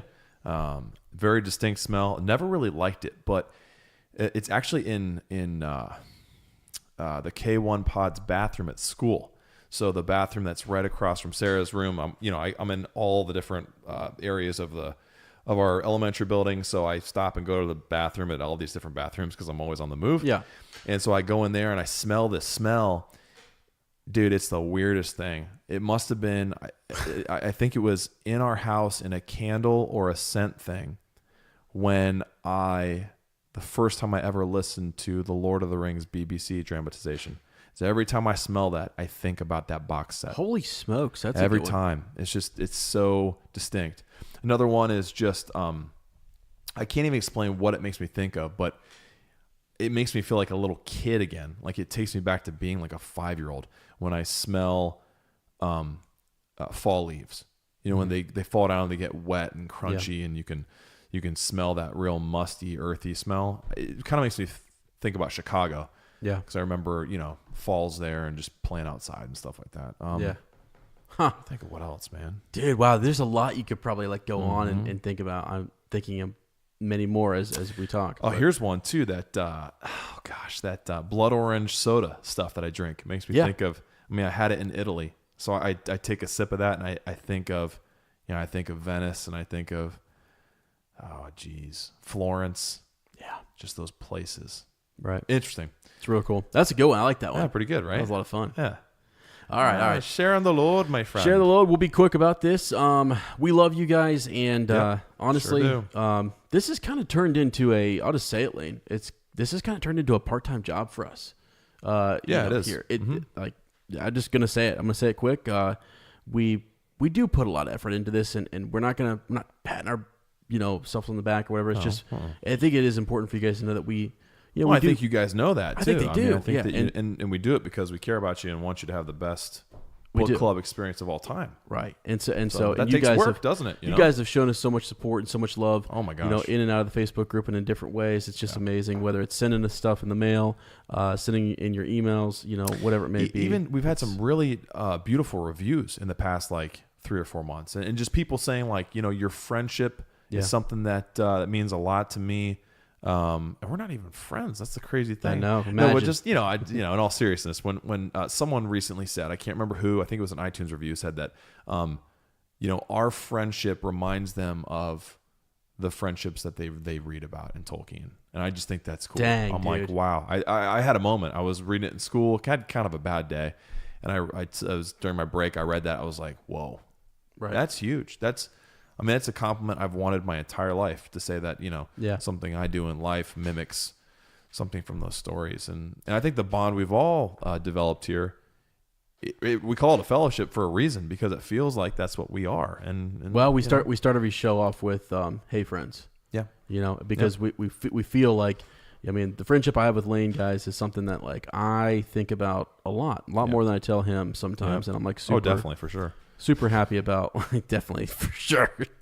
But I'm just so happy to be doing this and stuff. It's amazing. But I did want to mention too, we often say, support us on patreon.com/uptalkingtolkien. But guys, you can share the load by sending in your Bywater post, by sending in songs, by doing things like that don't cost any money or anything at all like that. And so like when you guys join the Facebook group, that is sharing the load. That puts in that's stuff that we kind of, it helps with the show, helps with the content. So please don't ever think that it's just about that, because it's not. It's more, it's not at all. much more than that. It's our invite for you to be involved, have a voice, and influence the show as much as possible. So, all right, guys, meant to keep that short, but you know me, so there's that.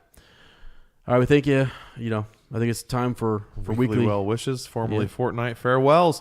We want to thank you for stepping. I don't know, stepping out of the bonds, breaking your bonds with us. Taking a jog. Our next episode will be climbing into Chapter 4 of Book 3, Treebeard. Yeah. If you like our podcast, don't forget to subscribe, like us, write a review, leave a comment, or send us a Shadowfax. It's the Lord of all communication after all. We'll see you in a Hobbit fortnight, and remember, Frodo lives.